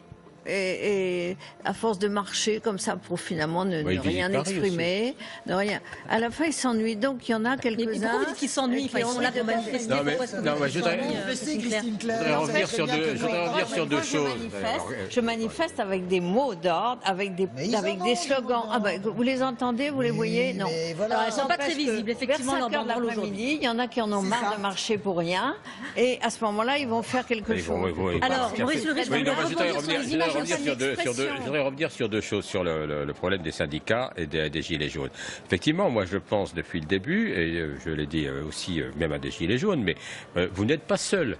C'est ça qu'il faudrait qu'ils entendent. Vous leur avez dit dans l'humanité. Maurice Lebris, vous qui suivez effectivement ça depuis le début, vous savez qu'effectivement ils n'ont pas envie de discuter avec les syndicats des Gilets jaunes. Ça dépend, parce qu'il y a quand même quelques endroits où il y a eu déjà des rencontres. Il y a eu une manifestation à Paris, même il y a 8 jours, etc., où il y avait la CGT aussi des Gilets jaunes. Alors c'était un petit peu particulier, parce que c'était pour manifester notamment contre des soi-disant violences policières. Donc manifestation-là, ce que je veux dire, c'est que non, mais j'entends bien que pour le moment il n'y a pas eu vraiment qu'il y a, je dirais, une espèce de méfiance, comme par rapport aux forces politiques d'ailleurs. Mais si vous voulez, on a parlé depuis le début de volonté de récupération, soit de la part des syndicats, soit de la part des forces politiques. Mais moi, je ne suis pas du tout d'accord avec cette idée. Pourquoi ? Parce que je trouve absolument normal que des syndicats et des forces politiques s'intéressent à un mouvement social et populaire. Ce qui serait étonnant, c'est le contraire. C'est si, alors qu'il y a un mouvement qui met des milliers de gens dans la rue, etc., les syndicats disent ça ne nous regarde pas, et les politiques détournent le regard. Alors il y en a qui détournent le regard en revanche. C'est le MEDEF.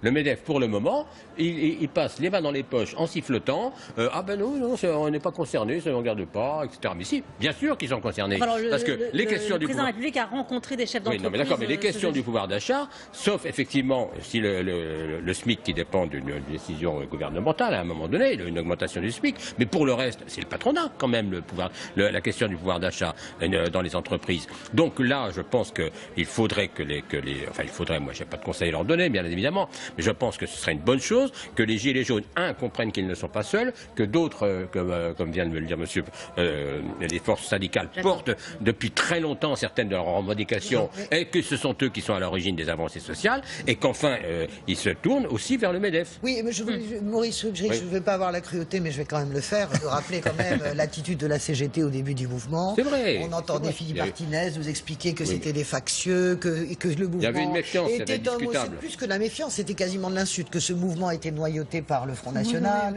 par l'extrême droite, mais ça etc. a changé, ça. Oui, ça a changé, évidemment, parce que courir après la victoire, et donc, à partir du moment où vous commencez, mais quand vous vous trompez dès le début sur la nature d'un mouvement et que vous l'exprimez de cette manière... François, j'entends bien. Non, mais j'entends bien la même chose en mai 60. Mais j'entends bien, mais tout le monde en même temps, j'entends bien, mais je comprends ce que vous dites. Non, mais c'est pas faux. Non, c'est pas faux, mais je vais être franc. Au journal même, il y en a dont je faisais partie qui tout de suite ont dit ce mouvement est intéressant, etc. Et on a aussi des collègues au journal qui disaient mais c'est pas net, c'est pas clair, etc. Donc je comprends ces hésitations au départ d'un mouvement. Il y a un manque de lucidité et d'acuité politique de la part des syndicats. Alors, Benjamin Morel, on a eu la même chose en mai 68, si vous voulez. En mai 68, les syndicats arrivent après coup. Ils arrivent après coup et malgré tout, ils arrivent à incarner ce mouvement, ils arrivent à incarner la négociation des salariés dans ce mouvement. Là, on a deux problèmes par rapport aux syndicats qui ont tous trait à la question de la représentation. D'abord, on a des gilets jaunes qui ne viennent pas que du monde du travail. Et fondamentalement, et d'ailleurs le travail n'est pas vu, même pour ceux qui viennent du monde du travail, comme un élément d'identification qui rentre dans leur identité et qui ferait qu'ils se rallient au syndicat. Donc là, il y a un problème des syndicats pour repenser leur rôle dans une société qui est sans doute moins définie par le travail. Vous voulez dire qu'il y a aussi des retraités, c'est ça? Il y a des retraités, il y a des chômeurs, etc. Il y a pas beaucoup de chômeurs quand même. Le gros des gilets jaunes, c'est quand même des gens qui travaillent et qui n'arrivent pas à boucler leur fin de mois. Il y a un deuxième problème dans le sens de la représentation.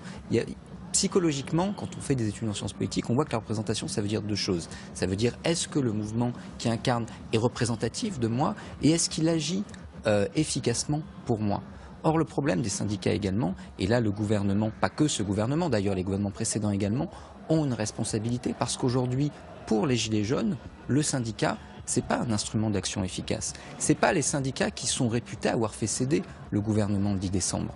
Donc aujourd'hui, si le gouvernement devait mettre autour d'une table les syndicats et que ces syndicats emportaient réellement un certain nombre d'avancées, ça redorerait la capacité d'action des syndicats, donc leur légitimité. Et pour le gouvernement, ce serait également un service parce que ça leur donnerait un interlocuteur avec lequel ils pourraient traiter. Or, ce qu'il manque pour régler ce problème, c'est d'abord et avant tout un interlocuteur fort et crédible pour l'exécutif. Alors, justement, vous parliez de plusieurs interlocuteurs qui avaient pris le devant de la scène, Denis Jacob. Alors, Christine Claire, juste terminer, comme ça, moi, après, je lance.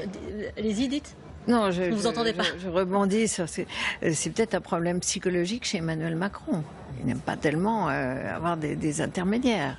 Il a théorisé en réalité, ça fait quand même plusieurs années que... On a vu son attitude par rapport à... Ça fait plusieurs années que les gouvernants ne donnent pas l'occasion aux syndicats de gagner des batailles. C'est politique, hein. Alors, vous parlez de leaders qui avaient pris le devant de la scène et qui ne représentaient pas spécialement les Gilets jaunes. Il y en avait un qui était effectivement dans la manifestation tout à l'heure. On lui a demandé quelles étaient les revendications qu'il portait. C'est Éric Drouet, qui est une des figures contestées de ce mouvement. On va écouter Éric Drouet et après on en discute. On reste sur nos revendications et on espère être écouté un jour. Le RIC est très très important dans la suite du mouvement parce que les gens veulent s'impliquer un peu plus beaucoup plus même dans l'avenir de la France, tout ça, donc c'est très important. Ouais. Voilà, ces revendications, donc c'est le pouvoir d'achat et c'est le RIC, c'est ce qu'il disait tout à l'heure. Christine Claire, vous y voyez plus clair ou pas? Je ne sais pas. Oui, ça c'est.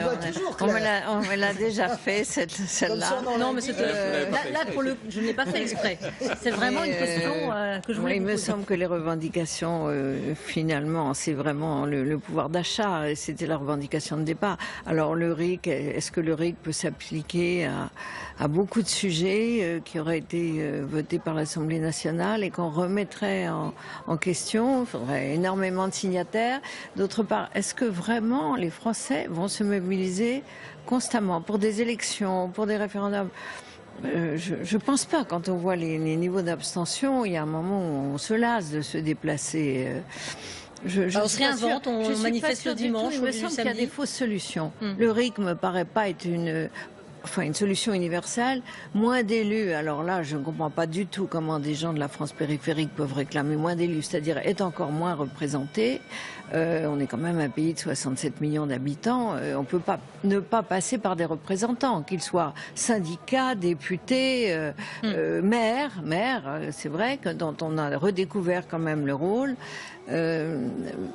C'est pas raisonnable. Il y a des emballements. Bon, mais si on allait au bout de ces emballements et qu'on leur donnait satisfaction, ça créerait une immense déception. On peut faire 2-3 RIC, et puis on peut supprimer des députés, puis on verra si les gens vont mieux. Alors, juste quelques échauffourées, comme vous le voyez sur ces images, boulevard Saint-Michel. Denis Jacob, peut-être nous dire ce que vous voyez rapidement avant de rendre l'antenne. Oui, écoutez, on parlait des arrivées des casseurs en fin de cortège. Il faut savoir que les casseurs n'arrivent pas en fin de journée. Ils sont déjà là. Ils sont déjà là, ils se font passer comme n'importe quel gilet jaune. Moi, demain, je peux aller dans une manifestation des gilets jaunes en tant que policier. Il suffit de prendre le gilet dans ma voiture, comme tout le monde. Donc, il faut savoir que les casseurs sont déjà là. Ils attendent le moment opportun pour s'en prendre aux forces de sécurité.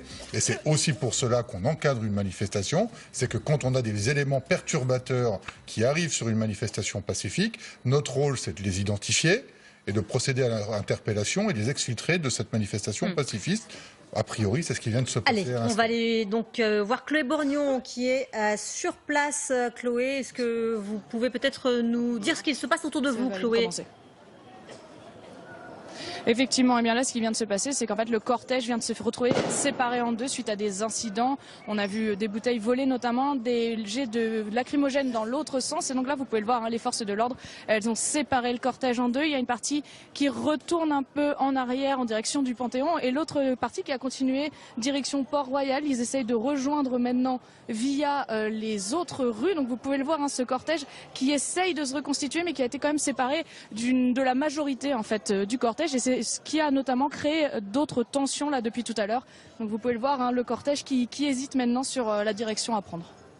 Merci beaucoup Chloé Borgnon avec Iker Zabala. Voilà, restez avec nous sur LCI. C'est Marie-Hélène Mélini qui arrive dans quelques instants. Une courte pause. On se retrouve pour continuer de suivre cette 14e journée de mobilisation. À tout de suite sur LCI.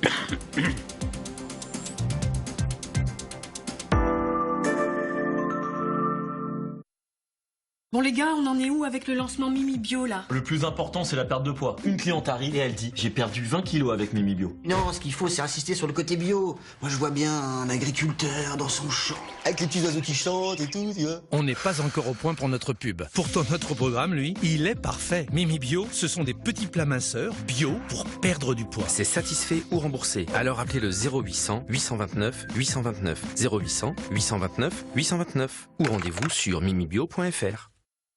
Plus que 3 jours de double solde chez Poltron & Sofa. Remise de 50%, plus jusqu'à 40% supplémentaires sur toute la collection. Boosted-Ja Canapé Lit à 499 € et Valtellino Fonte Relax à 798 €. Faites vite, dernier jour mardi. Poltrone Sofa, artigiani della qualità.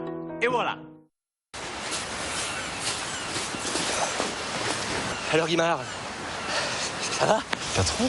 Vous avez pas oublié quelque chose, hein? Entrée de vacances! Fram, vous êtes bien en vacances. Chez Fram, la semaine en Grèce est à partir de 599 €, tout compris. La rue Pasteur? Oui, s'il vous plaît. Ouais, c'est juste derrière, là. C'est parfait, on va se garer là. T'es sûr? Ben oui, comme ça ils pourront jeter un œil sur la voiture. On peut douter de tout, mais pas de sa Volkswagen. Et pour estimer le montant de votre reprise, rendez-vous sur Volkswagen.fr.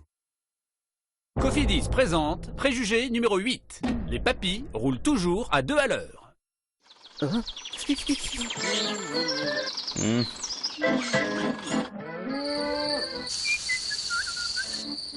trouvez ça absurde? Nous aussi. Dépêchez-vous, vous n'avez plus que quelques jours pour profiter d'un taux exceptionnel de 2,9% sur 48 mois. Appelez Cofidis au 31 55.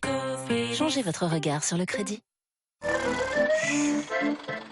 Chez Comme J'aime, vous le savez, on aide ceux qui veulent perdre du poids. Nous avons décidé d'offrir à nos nouveaux clients une superbe balance connectée. Et pas n'importe quelle balance, une balance connectée Withings d'une valeur de 59 €. Vous pourrez alors suivre vos progrès sur votre smartphone. Et oui, chez Comme J'aime, nous voulons ce qu'il y a de mieux pour vous. En plus, la première semaine de Comme J'aime est gratuite. Et vous savez que ça marche. Appelez le 0800 106 106. Le 0800 106 106. Ou rendez-vous sur commej'aime.fr. commej'aime.fr.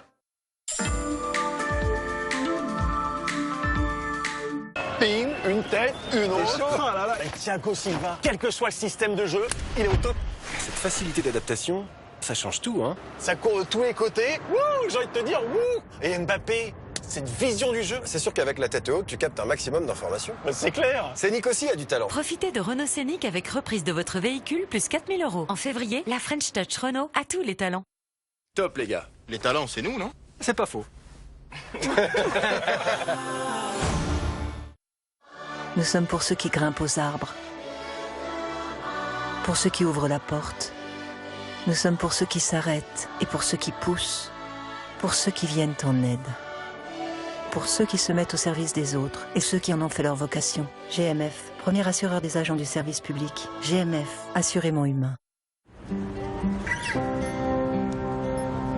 On devrait toujours écouter son cœur. Après tout, c'est le meilleur guide qui soit. Alors laissez parler votre cœur. Irlande, au rythme de vos émotions.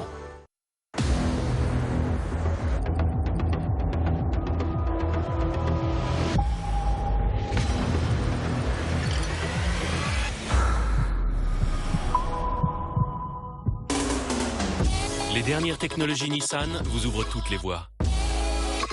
Nissan Micra, la citadine high-tech par Nissan. Découvrez la Nissan Micra édition limitée Made in France à partir de 129 € par mois sans condition, avec 4 ans d'entretien et de garantie inclus. Lint Création. Cédez à la tentation de ce délicieux chocolat. Ressentez l'intensité de son irrésistible cœur gourmand. Lint Création, un plaisir infini. Par les maîtres chocolatiers Lint.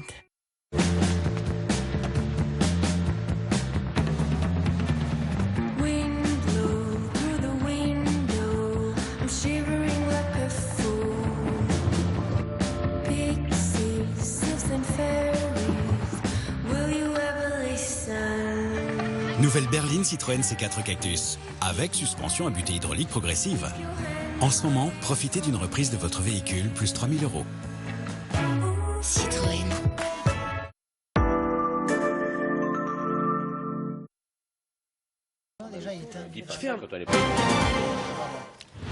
Il est 15h sur LCI, merci de nous retrouver. La colère sociale est toujours là, 3 mois quasiment jour pour jour après le début du mouvement des Gilets jaunes. Nous suivons en direct sur LCI cette 14e journée de manifestation nationale.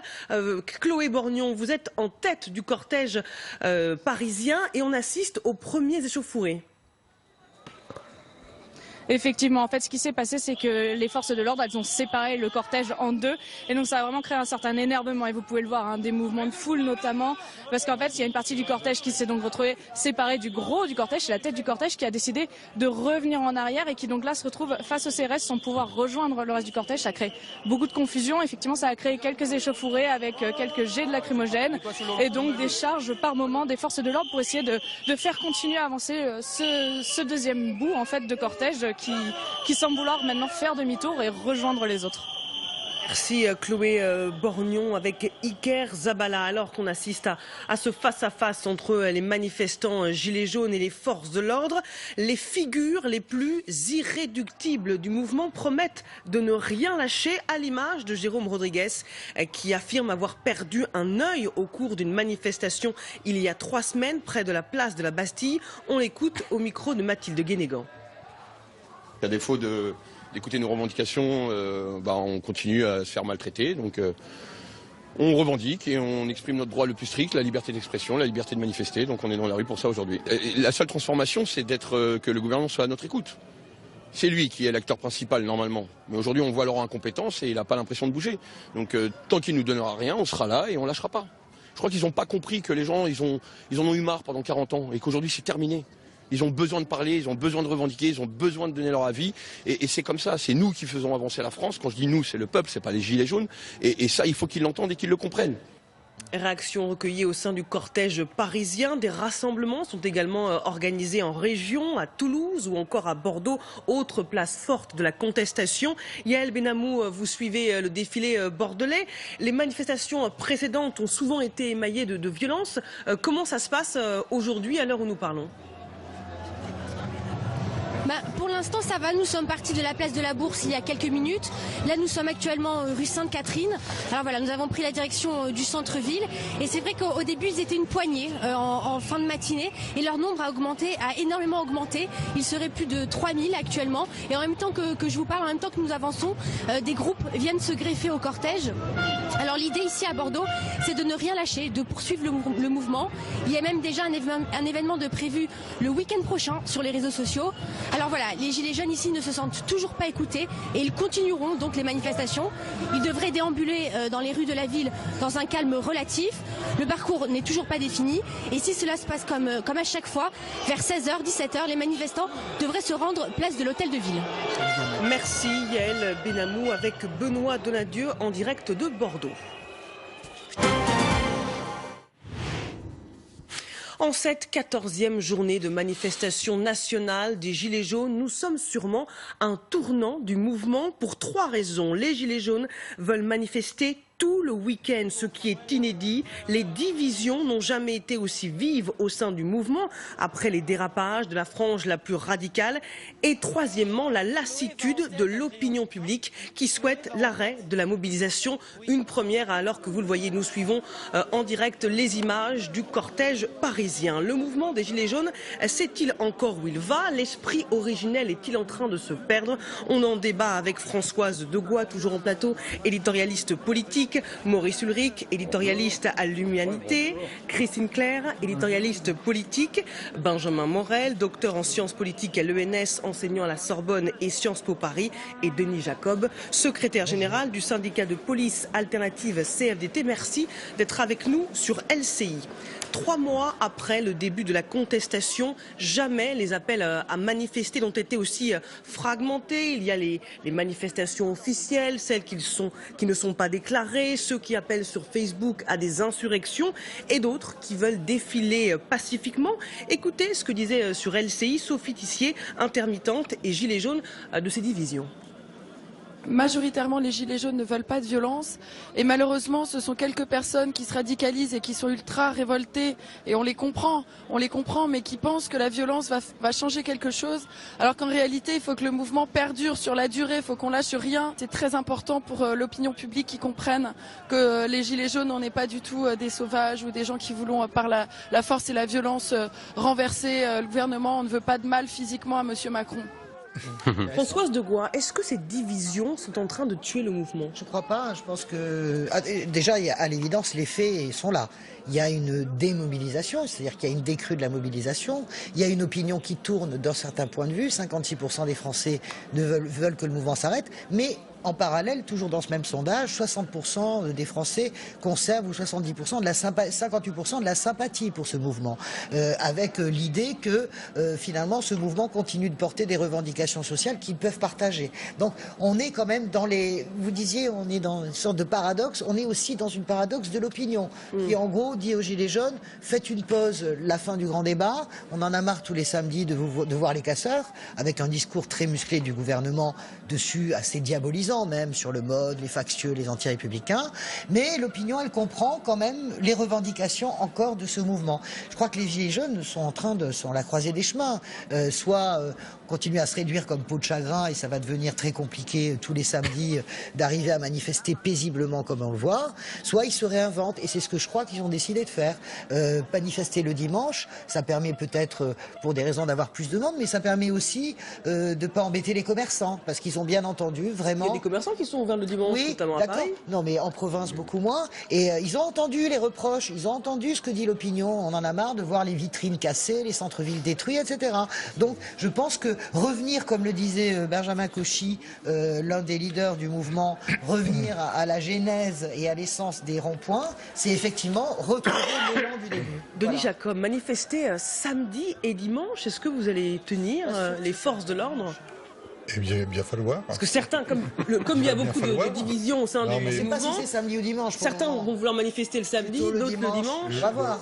C'est vrai que pour nous, c'est harassant. Enfin, mes collègues sont fatigués et surtout quand on voit, bon ça, je dirais, c'est plus de la salade interne au ministère de l'Intérieur, mais quand on voit ce qu'on donne à déjeuner à nos collègues pour rester plus de 10 heures sur la voie publique, un petit paquet de chips, Vous savez, je ne vais pas donner la marque, on ne va pas faire de publicité, mais ces fameux sandwichs en triangle, une pomme, une barre chocolatée et une bouteille d'eau pour tenir plus de 10 heures sur la voie publique, c'est un peu compliqué. Vous ne vous sentez pas soutenu par le gouvernement ?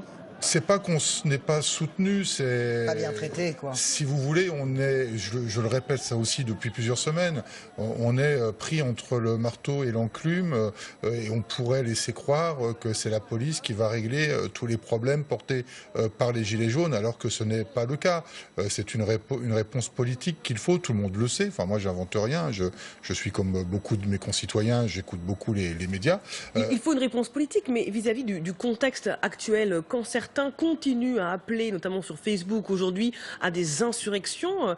Comment vous appréhendez ces appels sur le terrain ? Mais nous, on appréhende ça avec inquiétude. Enfin, je rappellerai qu'il y a certes eu, malheureusement, beaucoup de blessés parmi les Gilets jaunes, mais il y a eu aussi plus de 1200 policiers et gendarmes blessés. Et que forcément, quand on est sur des services d'ordre pour lesquels nous ne savons pas à quoi nous allons être confrontés parce qu'elles ne sont pas organisées, et c'est ce que je dis là aussi depuis le début, aux Gilets jaunes de s'organiser de façon à avoir des manifestations déclarées, préparé en amont avec la police. Préparé en amont, ça ne veut pas dire qu'il y a une espèce de cogestion où c'est la police qui déciderait de ce qu'ils doivent dire ou faire pendant la manifestation, mais de leur assurer la sécurité pour qu'ils puissent exprimer leurs revendications et manifester en toute liberté, parce que ça reste un droit fondamental de notre pays. Donc on est là pour assurer leur sécurité. Je le disais tout à l'heure, empêcher que des casseurs puissent s'infiltrer dans les mouvements. Et notre rôle, c'est d'intervenir. Et c'est peut-être ce qui s'est passé tout à l'heure. Il y a certainement eu des individus identifiés.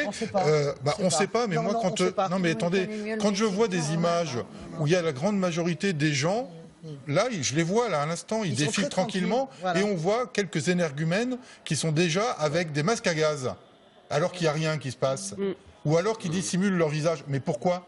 Moi, quand je vais manifester, moi, j'y vais librement, tranquillement, habillé normalement. Et si je suis confronté à des actes de violence, qu'est-ce que je fais ? Je m'en vais, je reste pas sur place. Donc là, on peut s'interroger pourquoi certaines personnes portent déjà des masques, des foulards. Parce qu'ils attendent le bon moment, parce qu'ils attendent pour le bon moment pour s'en prendre aux forces de sécurité. Maurice Ulrich, de plus en plus de Gilets jaunes disent ne plus se reconnaître dans ce mouvement et tombent le gilet, si je puis dire. Qu'est-ce que ça dit du tournant que cette mobilisation est en train de prendre ? Écoutez, moi je ne sais pas ça, parce que ce que je constate, c'est que si effectivement sur les manifestations, il y a ce que disait Françoise de Gois à l'instant, il y a une lassitude. Il y a une forme de lassitude, peut-être parce que bon, ça se répète, etc., puis que ça a l'air de tourner en rond, mais en même temps, il y a toujours 60% à peu près qui manifestent ou de la sympathie ou du soutien, et il y a une autre donnée importante, c'est que plus de 70% des Français sont opposés à la politique d'Emmanuel Macron. Donc il y a un socle pour les Gilets jaunes, et ce socle, c'est un mécontentement dans le pays. C'est le fait qu'il y a dans ce pays des gens qui ont des bas salaires, qui souffrent, je pense aux femmes seules avec des enfants, je pense, etc. Bon, des tas de gens, les retraités, mais tout ça existe. Donc si vous voulez qu'à un moment donné, il y ait problème dans la mobilisation des Gilets jaunes, parce qu'il y a des choses un peu contradictoires, etc. Oui, qu'il y ait des excès, comme vous l'avez dit, sur les réseaux sociaux de certains, bien évidemment, mais il n'y a jamais eu dans l'histoire de mouvement social populaire chimiquement pur. Ça n'existe pas, ça. C'est un fantasme de penser qu'il peut y avoir un mouvement social parfaitement organisé qui va fonctionner. Jamais ça ne s'est produit. C'est vrai, mais ce qui est inédit, c'est que ça fait 3 mois que ça dure, avec de plus en plus d'individus radicaux qui infiltrent les cortèges. Oui, non, Gilets jaunes je qui crois. Je crois pas ça. Sur les individus radicaux, je vous rappelle quand même qu'on parle d'une seule journée qui est le 1er mai. Vous avez eu une concentration l'an dernier de 1200 Black Blocs concentrés sur une journée qui était parfaitement organisée par les syndicats. Est-ce qu'il y a de plus en plus de Black Blocs ? Ça, c'est vraiment ce phénomène qui pourrit tout depuis 10 à 15 ans maintenant dans tous les mouvements sociaux. Il ne faut pas... Mais c'est compliqué d'identifier les individus Black Blocs et extrême droite. Regardez les Gilets jaunes à l'aune des Black Blocs. Moi, je suis pas d'accord. Ils sont parfaitement identifiables, mais moi, pour avoir vécu un certain nombre de manifestations, je peux vous dire qu'on les repère tout de suite. Et moi, je me souviens très bien. C'est simple, je me souviens très bien. c'est pas si simple. Si ça avait été si simple, on n'aurait pas eu les soucis qu'on a rencontrés lors des lois anti-El Khomri, où la CGT elle-même était surprise de l'arrivée des Black Blocs. À l'heure où nous discutons en plateau, on voit sur ces images qu'il y a sûrement des gaz lacrymogènes qui ont été lancés. Chloé Borgnon, vous êtes sur place, plutôt en tête du cortège parisien. Racontez-nous ce qui se passe. Eh bien, effectivement, en fait, ce cortège parisien qui a donc été séparé en deux tout à l'heure, un peu plus bas après le Panthéon, et qui donc se retrouve maintenant à repartir en avant, juste une partie du cortège, et une partie qui est assez échaudée, en fait. C'est vrai qu'il y a eu plusieurs jets de bouteilles, notamment, de projectiles en direction des forces de l'ordre, qui ont répliqué à leur tour aussi. On a vu donc des gens qui, effectivement, ont dû, il y a eu des charges, notamment, vous le pouvez voir, les forces de l'ordre qui font évacuer en fait les gens pour qu'elles ne restent pas sur les côtés, qu'elles fassent avancer un peu et qu'elles dégagent notamment les vitrines, même si pour l'instant il n'y a pas eu de dégâts contre les vitrines. Mais c'est vrai que c'est une ambiance quand même assez tendue sur cette tête de cortège qui se dirige maintenant vers Montparnasse. Merci Chloé Borgnon avec Iker Zabala. Christine Flair, je vous voyais réagir. Non, je reviens à la dame qui s'est exprimée tout à l'heure, dont j'ai oublié le nom, qui était une manifestante de Bordeaux, je crois, qui tenait un langage pacifique, qui disait on ne veut pas de mal à Emmanuel Macron.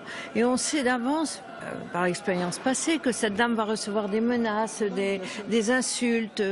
On a vu Ingrid Levavasseur qui a dû retirer sa liste. Alors, moi je veux bien que ce soit que des casseurs extérieurs, mais il faut quand même un jour prendre conscience du fait qu'il y a des violences au sein des Gilets jaunes et que ces violences empêchent finalement une parole raisonnable de s'exprimer et empêchent même peut-être des négociations. Au fond, est-ce qu'ils ne veulent pas empêcher tout simplement que le mouvement aboutisse? Est-ce qu'ils ne veulent pas arriver à ce qu'il y ait de telles violences, qu'il y ait des blessés et même peut-être un mort? Puisque c'est très rare d'avoir ce genre de parole. Immédiatement, on l'évacue. On n'en parle plus. Le mouvement est travaillé par des gens. Alors, il est vrai que nous aussi, nous sommes responsables, puisque nous donnons davantage la parole à un Rodriguez ou à un Drouet.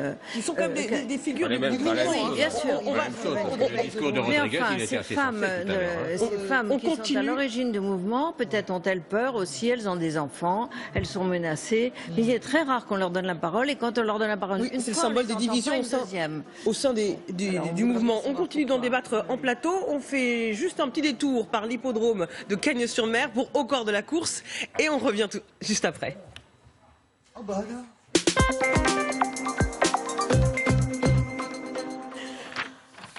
Et c'est au cœur de la course. Bienvenue à tous. Bonjour Franck. Bonjour Sylvia, bonjour à tous. Ouais, direction justement Cagnes-sur-Mer, comme le disait Marie-Hélène, pour assister au quintet du jour. Oui, on y était déjà hier à Cagnes-sur-Mer, mais c'était un quintet plus réservé aux trotteurs. Et vous le voyez, cette fois-ci, un quintet plus réservé aux galopeurs, les chevaux qui font leur entrée dans les stalles. On va donc découvrir très rapidement le tableau des partants. À noter qu'ils sont 13, ils devaient être 14. Vous voyez un forfait, celui du numéro 6, Lucky Team, dans cette compétition. Position de favori pour le numéro 7, c'est Bayoun. Vous voyez que la distance à parcourir est de 1600 mètres. On voit les autres concurrents à prendre part à ce quintet plus, ce prix saunois, avec notamment Rominou, qui est très joué, le numéro 11 proposé à 5,10 €. Justement, est-ce qu'on a le temps de s'arrêter sur ce numéro 11, Rominou? Oui, véritable spécialiste des pistes en sable en fait.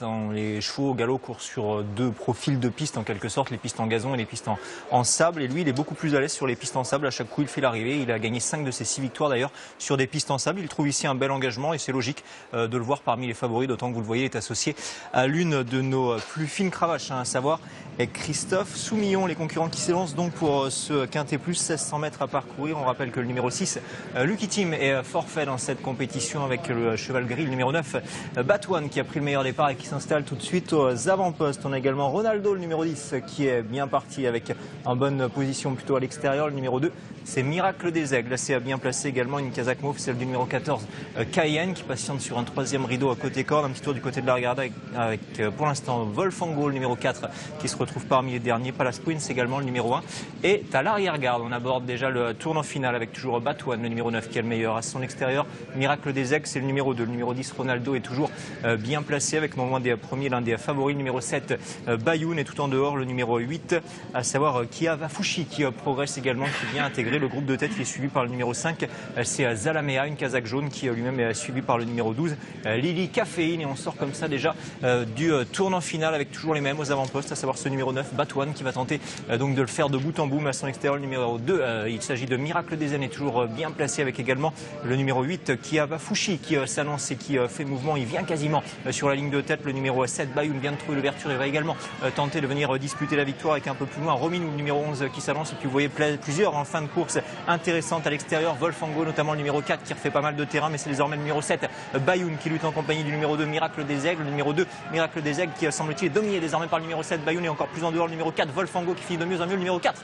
Wolfango, tout à la fin, qui va s'imposer face au numéro 2, Miracle des Aigles. À voir toutefois avec le numéro 7 également, Bayoun, qui s'est bien comporté jusqu'au bout. Excellent finish donc de ce numéro 4, Wolfango, qui tout à la fin donc est venu s'imposer. La monte de Maxime Guyon s'est bien défendu avec le numéro 7, Bayoun, et le 2, Miracle des Aigles. On va revoir cette phase finale. Numéro 4, Wolfango, tout à la fin, qui s'impose. Le numéro 7, Bayoun, l'un des favoris de cette course, est deuxième. Numéro 2, Miracle des Aigles, est donc troisième et complète le podium. Quatrième place, vous voyez, très disputé entre le numéro 11, Rominou, et le numéro 3, Diwan Senoura, avec une légère préférence, semble-t-il, pour le numéro 11.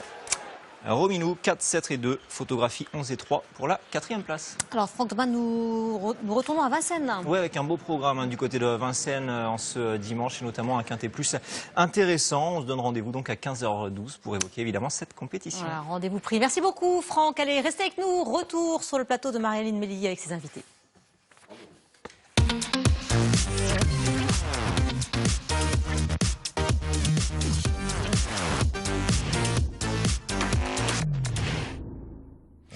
Retour à Paris pour la 14e journée de manifestation des Gilets jaunes. 3 mois quasiment jour pour jour après le début du mouvement. La colère sociale est toujours là, mais voilà, le contexte a changé. Essoufflement, radicalisation d'une partie du mouvement, lassitude de l'opinion publique. Vincent Lameau, vous êtes en tête du cortège. Il y a eu de premiers échauffourées il y a quelques minutes.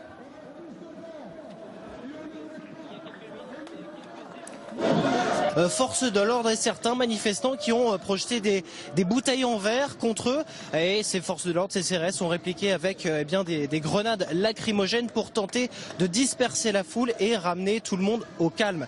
Là, on est boulevard du Montparnasse, on approche de cette grande tour, cette tour Montparnasse. Et globalement, là, ça se passe plutôt dans le calme. Quand on prend un petit peu de recul, avec toujours ces gilets jaunes qui ont les mêmes revendications depuis des semaines. Je discutais avec un couple qui vient de région parisienne et qui veut plus de justice fiscale et plus de démocratie participative, de démocratie directe.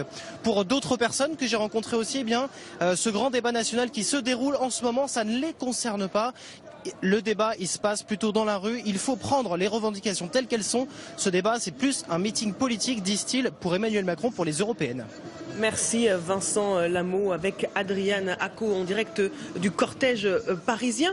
Benjamin Morel, ce mouvement, il est de moins en moins lisible entre la frange la plus radicale qui ne cesse de se durcir dans le discours et puis ceux qui sont prêts encore à manifester, mais il faut que ça se passe dans le calme. Oui, si vous voulez, je dirais pas qu'il est de moins en moins lisible, il a toujours été difficilement lisible. On a un mouvement qui, dès le départ, en fait, agrégeait un certain nombre de revendications qui, d'ailleurs, n'étaient pas toujours compatibles les unes avec les autres selon les catégories auxquelles il s'adressait. Ça a fait la force de ce mouvement. On ne comprend rien au mouvement des Gilets jaunes si on ne comprend pas que, justement, ça a été, et c'est encore un mouvement attrape-tout.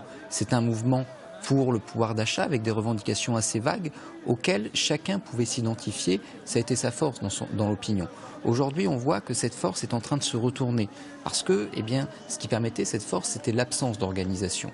Aujourd'hui, cette absence d'organisation a permis à un certain nombre de porte-paroles d'émerger, qui sont en fait les plus politisés, les plus organisés, notamment à travers les réseaux sociaux. Ils ne sont pas d'accord entre eux. Qui ne sont pas toujours d'accord entre eux et qui, en plus, portent des paroles qui ne sont pas forcément celles qui conditionnent le soutien à ce mouvement.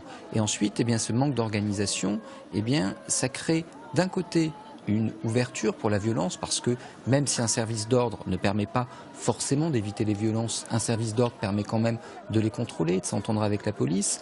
Et ensuite, une organisation permet d'inclure et d'exclure. C'est-à-dire, on ne va pas parler de Christophe Chalencon, mais les propos de Christophe Chalencon hier sont intéressants. s'il avait tenu ses propos dans le cadre d'une organisation politique ou syndicale classique. On rappelle que Christophe Chalençon, interviewé par la presse italienne, en sachant pas qu'il était filmé, a dit qu'avec des paramilitaires, il se préparait à un coup d'État. Voilà, grosso modo, si vous voulez, dans une organisation politique ou syndicale classique, l'organisation se serait désolidarisée, aurait dit non, ça c'est pas gilet jaune.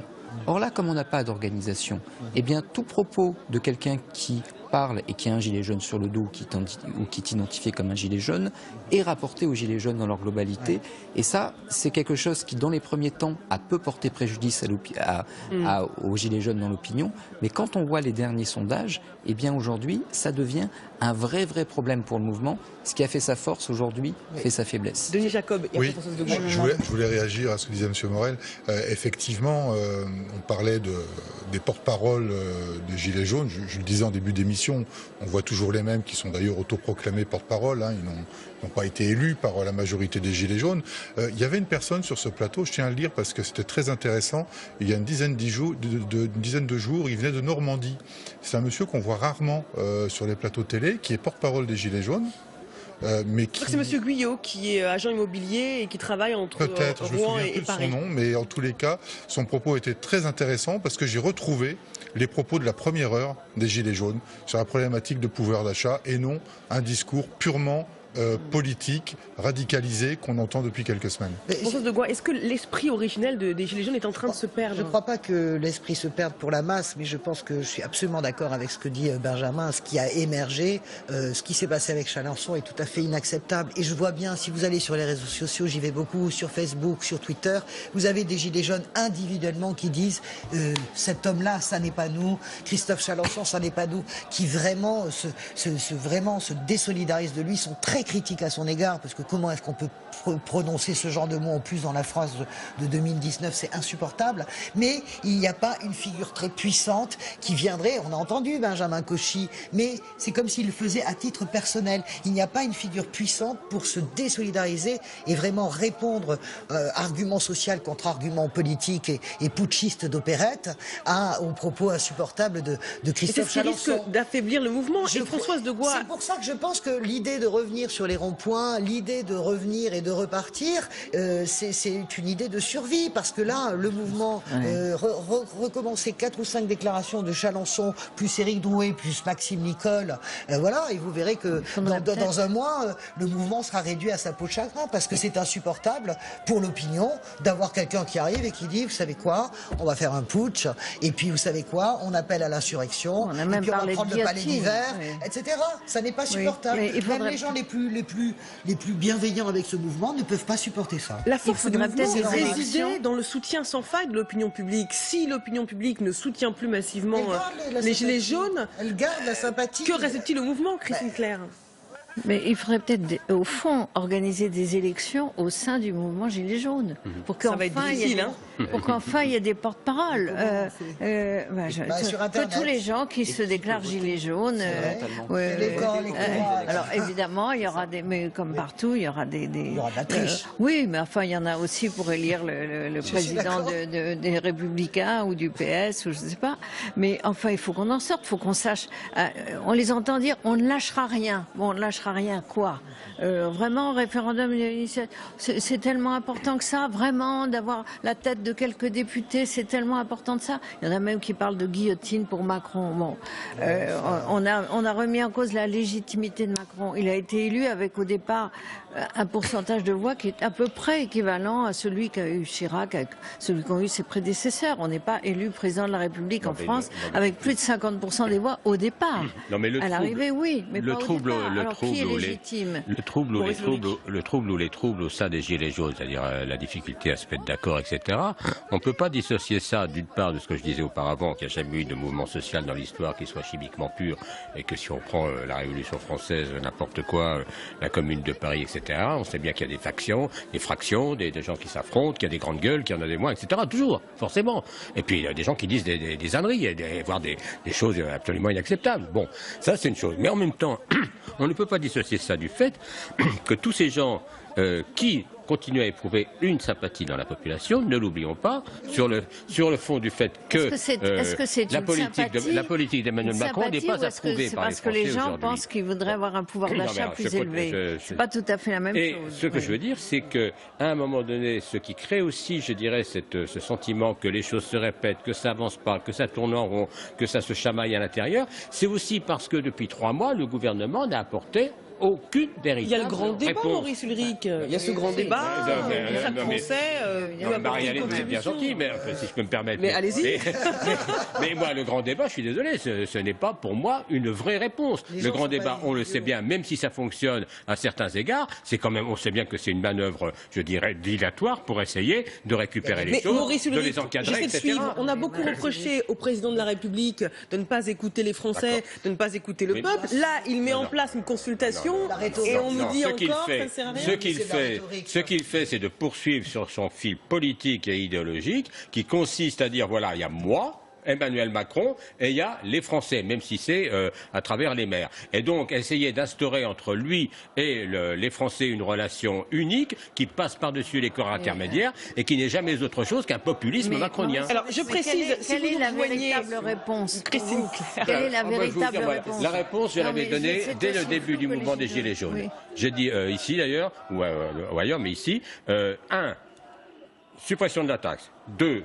Augmentation significative du SMIC, 3, rétablissement de l'impôt sur la fortune. Voilà. Ça aurait été fait dans les 8 jours, il n'y avait pas de mouvement des Gilets jaunes. Je suis absolument d'accord avec Maurice là-dessus.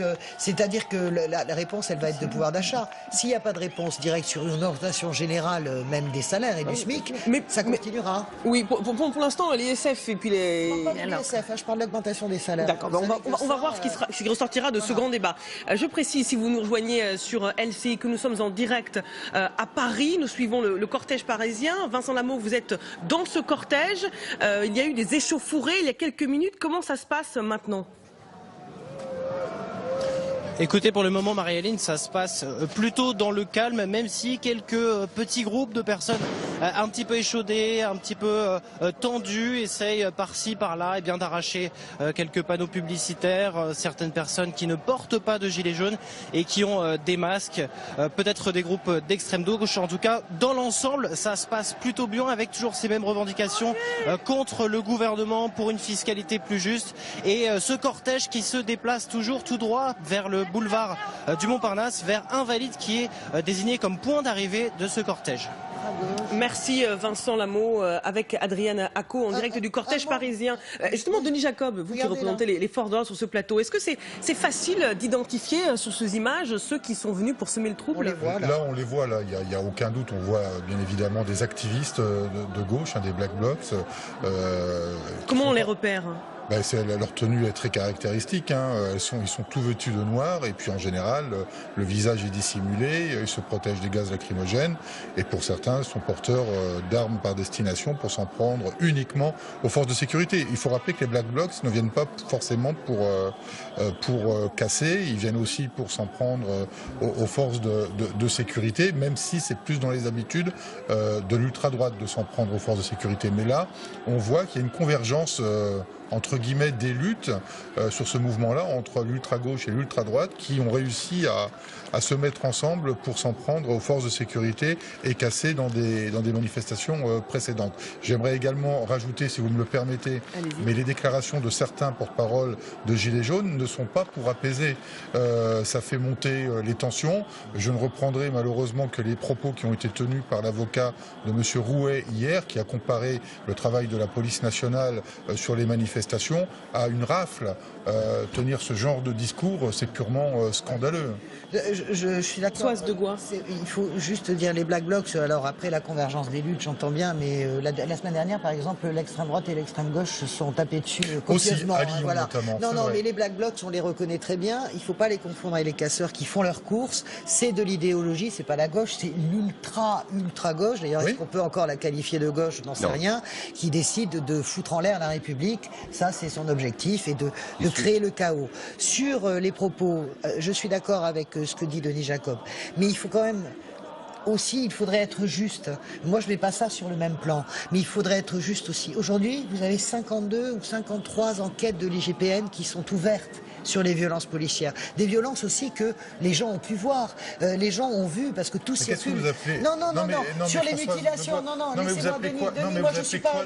Non, mais qu'est-ce que vous appelez violence policière? Je parle des gens qui sont mutilés, je parle des gens qui ont pris des tirs de LBD, je parle de ça, je parle pas des gens qui ont pris des tirs de Non, arrêtez, Denis, on va pas partir. Je ne suis pas... Alors on y va tranquillement, moi je suis pas une chantre du laxisme, je suis même une chantre de l'ordre juste. Mais il faut être absolument, encore une fois, en la matière impartiale.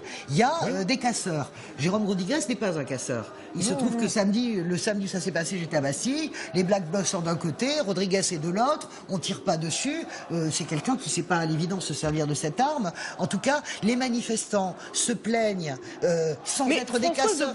Concernant Jérôme Rodriguez, c'est très important parce que Jérôme Rodriguez, il manifestait pacifiquement, mais il l'a dit lui-même, notamment sur LCI, il essayait là où il était, de convaincre des gilets jaunes un peu plus agités de ne pas s'en prendre aux forces de l'ordre. Et c'est peut-être en voyant ce début de contestation que les policiers ont réagi. Je voudrais dire que même, laissez-moi Denis Jacob, même vous faites le monologue, on ne pourra pas échanger. Je termine juste. Démocratie. Françoise de Gois termine et Denis Jacob vous répondez ensuite.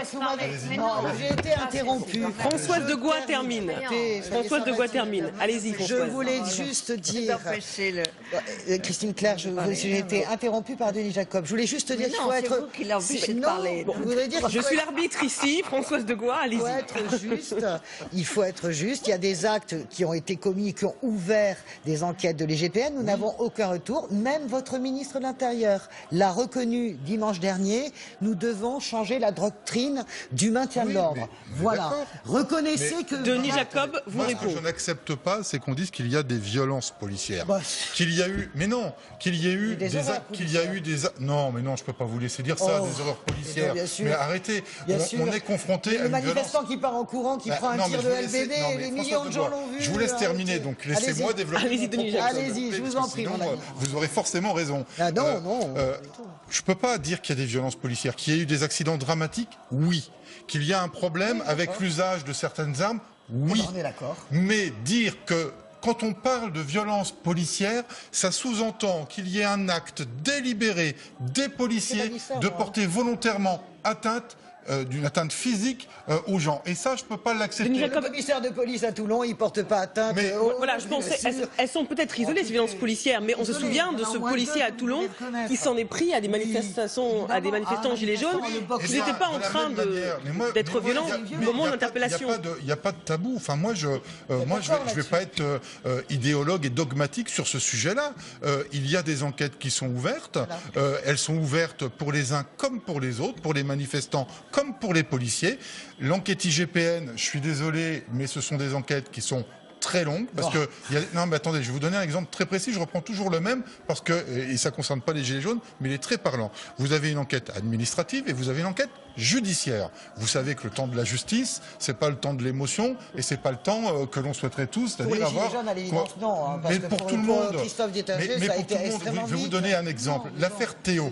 L'affaire Théo. Quand même, hein. Oui, mais les policiers ont été mis en examen et ils ont attendu un an, avant qu'on reconnaisse qu'il n'y avait pas eu de viol. Un an. Vous vous rendez compte psychologiquement l'état d'esprit de mes collègues pendant un an? Donc le temps de l'enquête est long.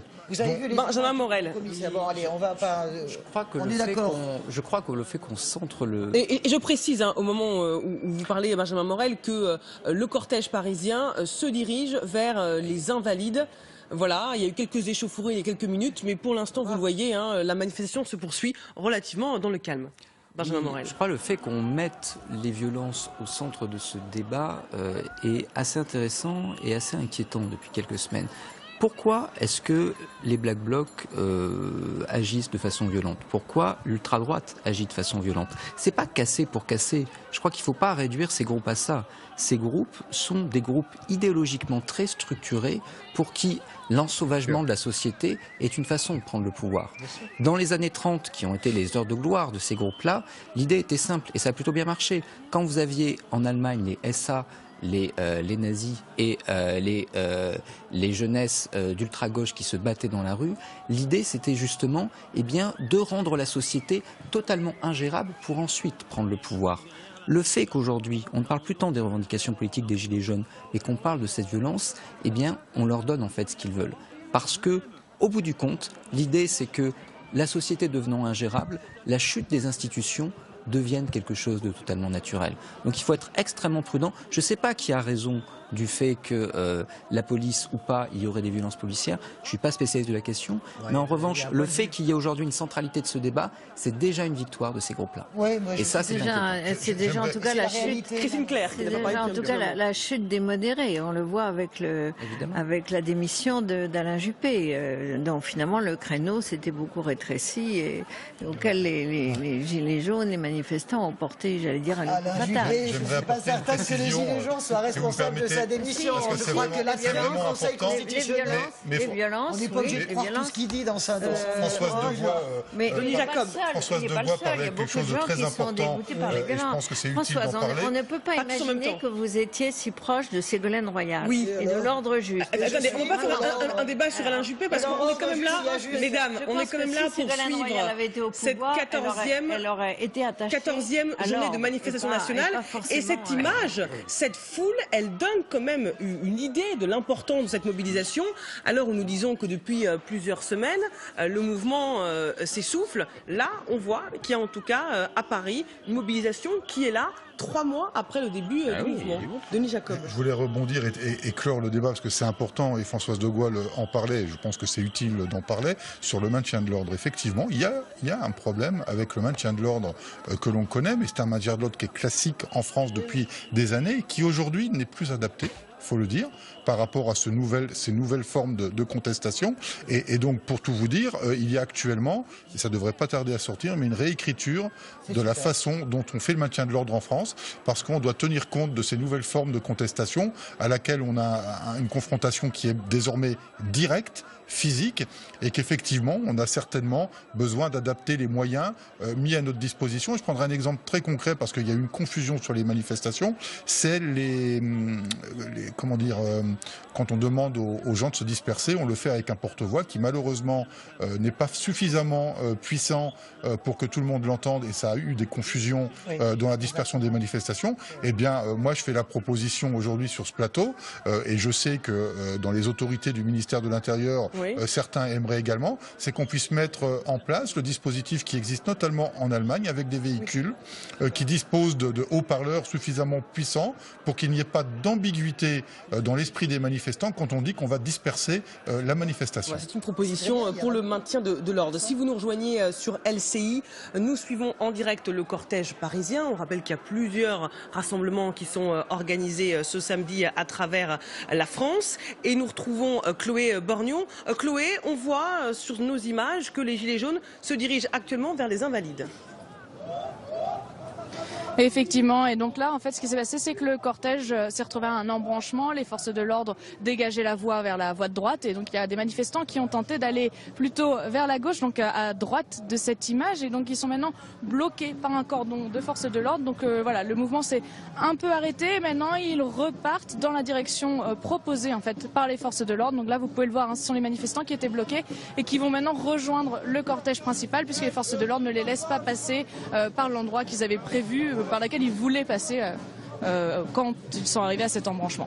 Merci Chloé Borgnon avec Iker Zabala en direct du cortège parisien. Maurice Ulrich, on voit sur les pancartes toujours les mêmes mots d'ordre, ensemble, le peuple peut tout changer, RIC. Si on s'aperçoit à la fin du week-end que la mobilisation repart, ce sera aussi une manière de mettre la pression sur le gouvernement qui peut-être, au vu des sondages, se sentait sorti d'affaire. Ah ben ça me paraît absolument évident. Et je pense que le gouvernement n'est pas du tout sorti d'affaires. Et je disais, Emmanuel Macron peut tomber à la veste et mouiller à la chemise tant qu'il veut. S'il ne règle pas les questions qui sont posées en termes de pouvoir d'achat, en termes d'égalité, davantage d'égalité, de redistribution des richesses, je pense qu'il se trompe profondément. Et moi, mon inquiétude, si vous voulez, c'est que j'ai vraiment le sentiment que le gouvernement cherche à gagner du temps. Je ne suis absolument pas persuadé qu'il ait vraiment la volonté de tenir compte de ce que ça dira dans le grand débat. Et surtout, le gouvernement ignore, et Emmanuel Macron ignore superbement qu'il y a son grand débat, tel qu'il l'a pensé organiser, et que le pays débat. Et c'est pas la même chose. C'est-à-dire que quand je dis le pays débat, qu'est-ce qu'ils se disent les gens dans les manifestations comme ça? Bien sûr qu'ils discutent. Ils font pas que hurler. Ils parlent.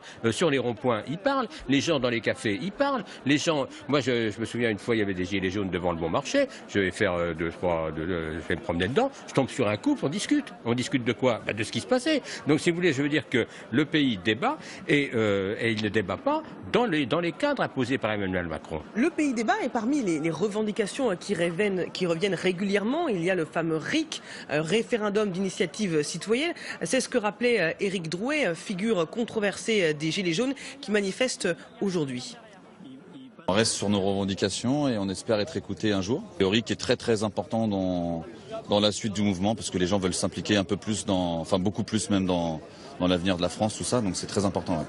Benjamin Morel, est-ce que le RIC, c'est la solution miracle pour répondre à la crise des Gilets jaunes? Je dirais non pour deux raisons.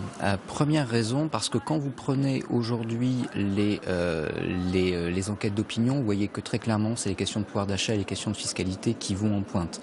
Encore une fois, moi je suis spécialiste des institutions, je suis ravi qu'on débatte du RIC, je ne suis pas défavorable par principe, mais en soi, c'est clairement pas ça qui est attendu. Et en effet, si on a une sortie de crise sur les questions institutionnelles, ça va faire beaucoup de déceptions, d'autant que ce débat, il est à la fois bon pour le gouvernement et très dangereux parce qu'il soulève des espoirs. Si ces espoirs sont déçus sur les petites retraites, etc., il risque d'y avoir un retour de boomerang. Deuxième raison pour laquelle ça ne va probablement pas être la solution, c'est que le RIC, en tant que tel, c'est un slogan. Quand on rentre dans la technique de ce que l'on peut faire avec le RIC, ça devient beaucoup plus compliqué. Si vous dites, on fait un RIC, mais alors on ne revient pas sur ce qu'a déjà décidé le gouvernement, parce qu'il ne faut pas remettre en cause la démocratie représentative. La droite sénatoriale, qui serait consultée pour le texte également, dirait, on va quand même pas revenir sur des questions budgétaires. Donc il faut un RIC à coût zéro. Les questions sociétales également, les avancées sociétales sont considérées comme étant ne pouvant pas être touchées. Donc au bout du compte, on fait un RIC sur quoi? Une fois qu'on s'est mis d'accord sur le RIC, c'est sujet à frustration. Ensuite, il y a la question du quorum. Ça paraît très technique, mais c'est très important. À partir de combien de votants, je ne parle même pas du nombre de personnes qui signent, mais à partir de combien de votants un RIC peut être validé.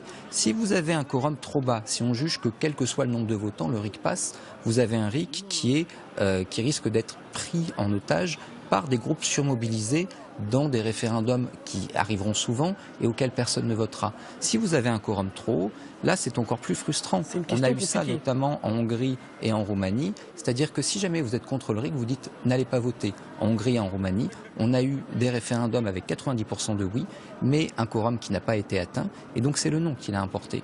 Donc ça crée beaucoup de frustration et c'est clairement pas une solution institutionnelle au mouvement qu'on connaît ici. C'est une question d'autant plus sensible que malgré les réserves que vous exprimez, c'est une revendication qui revient régulièrement dans les manifestations. Vincent Lamot, vous êtes au sein de ce cortège parisien. On voit sur nos images cette foule impressionnante qui se dirige désormais vers les Invalides.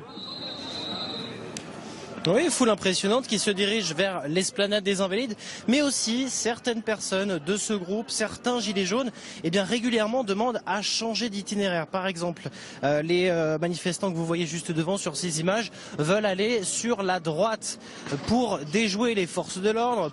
Au Champ de Mars, ils veulent aller vers le Champ de Mars, mais ils sont repoussés par des CRS. Ils veulent finalement déjouer ce circuit très balisé qui a été mis en place.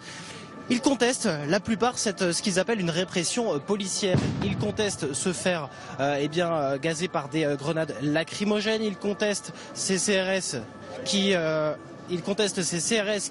les repoussent à chaque fois, mais la plupart des autres vont vers les Invalides. Merci Vincent Lamot avec Adriane Acco. Vous voyez cette image impressionnante dans le cortège parisien, mais des rassemblements sont également organisés en région, notamment à Bordeaux, qui est une place forte de la contestation. Yael Benamou, vous suivez le défilé bordelais. On se souvient que lors des manifestations précédentes, il y a eu des violences. Comment ça se passe aujourd'hui ? Écoutez, là nous avons remonté toute la rue Sainte-Catherine. Les manifestants se dirigent vers la place de la Victoire. Et pour l'instant, la mobilisation à Bordeaux est toujours très forte pour ce 14e week-end. La marche passe dans un calme relatif. Alors il y a toujours bien sûr quelques tensions quand les gilets jaunes croisent les forces de l'ordre. Des commerces ferment leurs rideaux au dernier moment quand le cortège est tout près de leur enseigne. Mais là vous le voyez, les gilets jaunes défilent. Voilà, ils sont vraiment nombreux aujourd'hui à Bordeaux. Et l'ambiance est bon enfant. Actuellement, il n'y a pas eu d'incident. Ciel Benamou avec Benoît Donadieu en direct de Bordeaux. Françoise Degois, quand on voit cette image impressionnante, est-ce qu'on ne peut pas renverser notre questionnement et se dire que cette mobilisation qui semble assez forte, on attend d'avoir les chiffres du ministère de l'Intérieur, c'est les seuls chiffres officiels que nous avons, est-ce qu'on ne peut pas se dire que c'est une réponse à tous ceux qui disent que le mouvement est en train de mourir? En fait, il a fait ça depuis le mois de janvier. On pensait vraiment qu'il était moribond à la fin du mois de décembre. Et puis en janvier, finalement, pour répondre à ces accusations, il est reparti, il est redescendu, il repart. Après, je rappelle, et vous faites très bien, et je salue tout le temps LCI, qui inlassablement rappelle que ce sont que les chiffres du ministère de l'Intérieur. Nous ne travaillons nos hypothèses et nos analyses qu'en fonction de ces chiffres. Le comptage des gilets jaunes par le site Nombre Jaune dit 110 000, 112 000, 120 000. Et on n'a pas plus de raison forcément de les croire eux. Donc c'est assez compliqué d'élaborer des analyses sur la suite. Moi je trouve que ça fait masse. Après, je ne suis pas une spécialiste du comptage, même si j'ai couvert dans d'autres vies en tant que reporter beaucoup de manifestations. Mais il faut être très prudent. J'ai le sentiment que ça fait masse. J'ai le sentiment surtout que ça fait masse à Bordeaux, à Toulouse, que dans les villes de province, il y a quand même une très forte mobilisation. Est-ce que c'est une réponse? En tout cas, ils vont avoir à cœur ces gilets jaunes parce qu'ils sentent bien qu'il y a un fléchissement carrément important dans l'opinion. Je pense qu'ils vont avoir, et c'est pour ça, ils savent lire l'opinion eux aussi, ils sont intelligents. Ils vont avoir à cœur de montrer que non seulement ils sont encore là, mais qu'en plus ils peuvent changer. D'où, à mon avis, le point de vue de l'idée de se réinventer le dimanche et de revenir sur les... Denis Jacob, quand vous voyez cette image, difficile d'évaluer, donc moi je ne me lancerai pas dans les chiffres, mais on voit en tout cas qu'il y a une forte mobilisation à Paris, que le rassemblement s'est globalement déroulé dans le calme jusqu'ici, malgré quelques échauffourées et des black blocs qui se sont introduits dans le cortège. Vous vous dites, ça fait 3 mois et ça peut encore durer pendant des semaines? Oui. Oui, bien sûr. Vous êtes prêts à tenir? Mais les policiers sont des professionnels de la sécurité, ils font leur job avec abnégation et il y a un grand sang-froid, je le rappelle aussi, parce que si la police française n'était pas particulièrement républicaine et professionnelle, je crains malheureusement que nous aurions eu plus que des blessés, même si les blessés, on les regrettera toujours, parce que ça fait pas plaisir d'avoir des personnes blessées sur des manifestations, mais on n'a fort heureusement pas eu de personnes décédées, en tous les cas pas dans le cadre de rapport avec les forces de sécurité, parce que je rappelle quand même que sur certains ronds-points, nous avons eu des personnes, des gilets jaunes qui ont été tués par des automobilistes, mais en tous les cas pas dans le cadre de confrontation avec les forces de sécurité. Donc oui, les policiers resteront mobilisés, même s'il y a une fatigue. Je rappelle quand même que j'avais dénoncé à la mi-décembre un grand ras-le-bol à nouveau policiers qui se faisait jour, parce que la fatigue, elle était là, qu'on avait eu un mouvement de contestation sans précédent fin 2016. Le ministère de l'Intérieur a apporté une réponse qui est ce qu'elle est, mais pas suffisante à mon goût, et fort heureusement des négociations justement avec les corps intermédiaires, donc les syndicats de police notamment, ont débuté début janvier, vont se prolonger jusqu'à l'été, qui devraient, je l'espère, apporter des avancées sociales. Donc on sera présent. Il y a le ras-le-bol, mais on est le rempart de notre démocratie.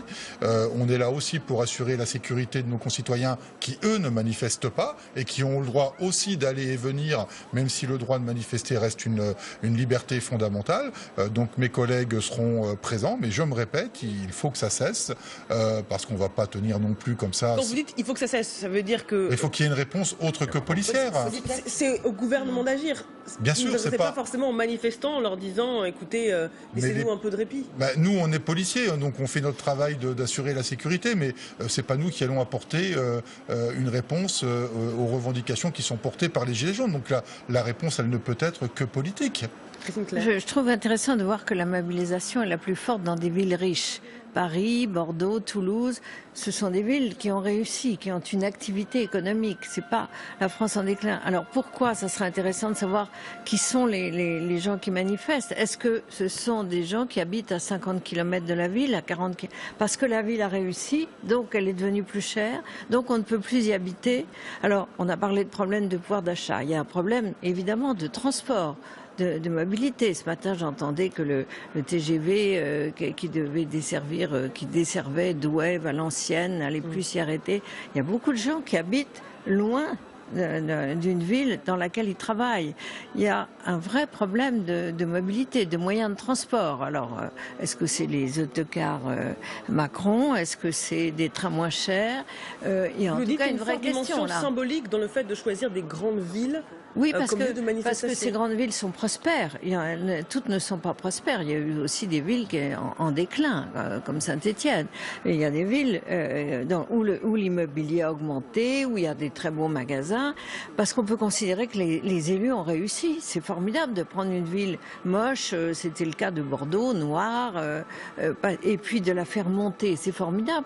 Mais la conséquence sociale, elle est là.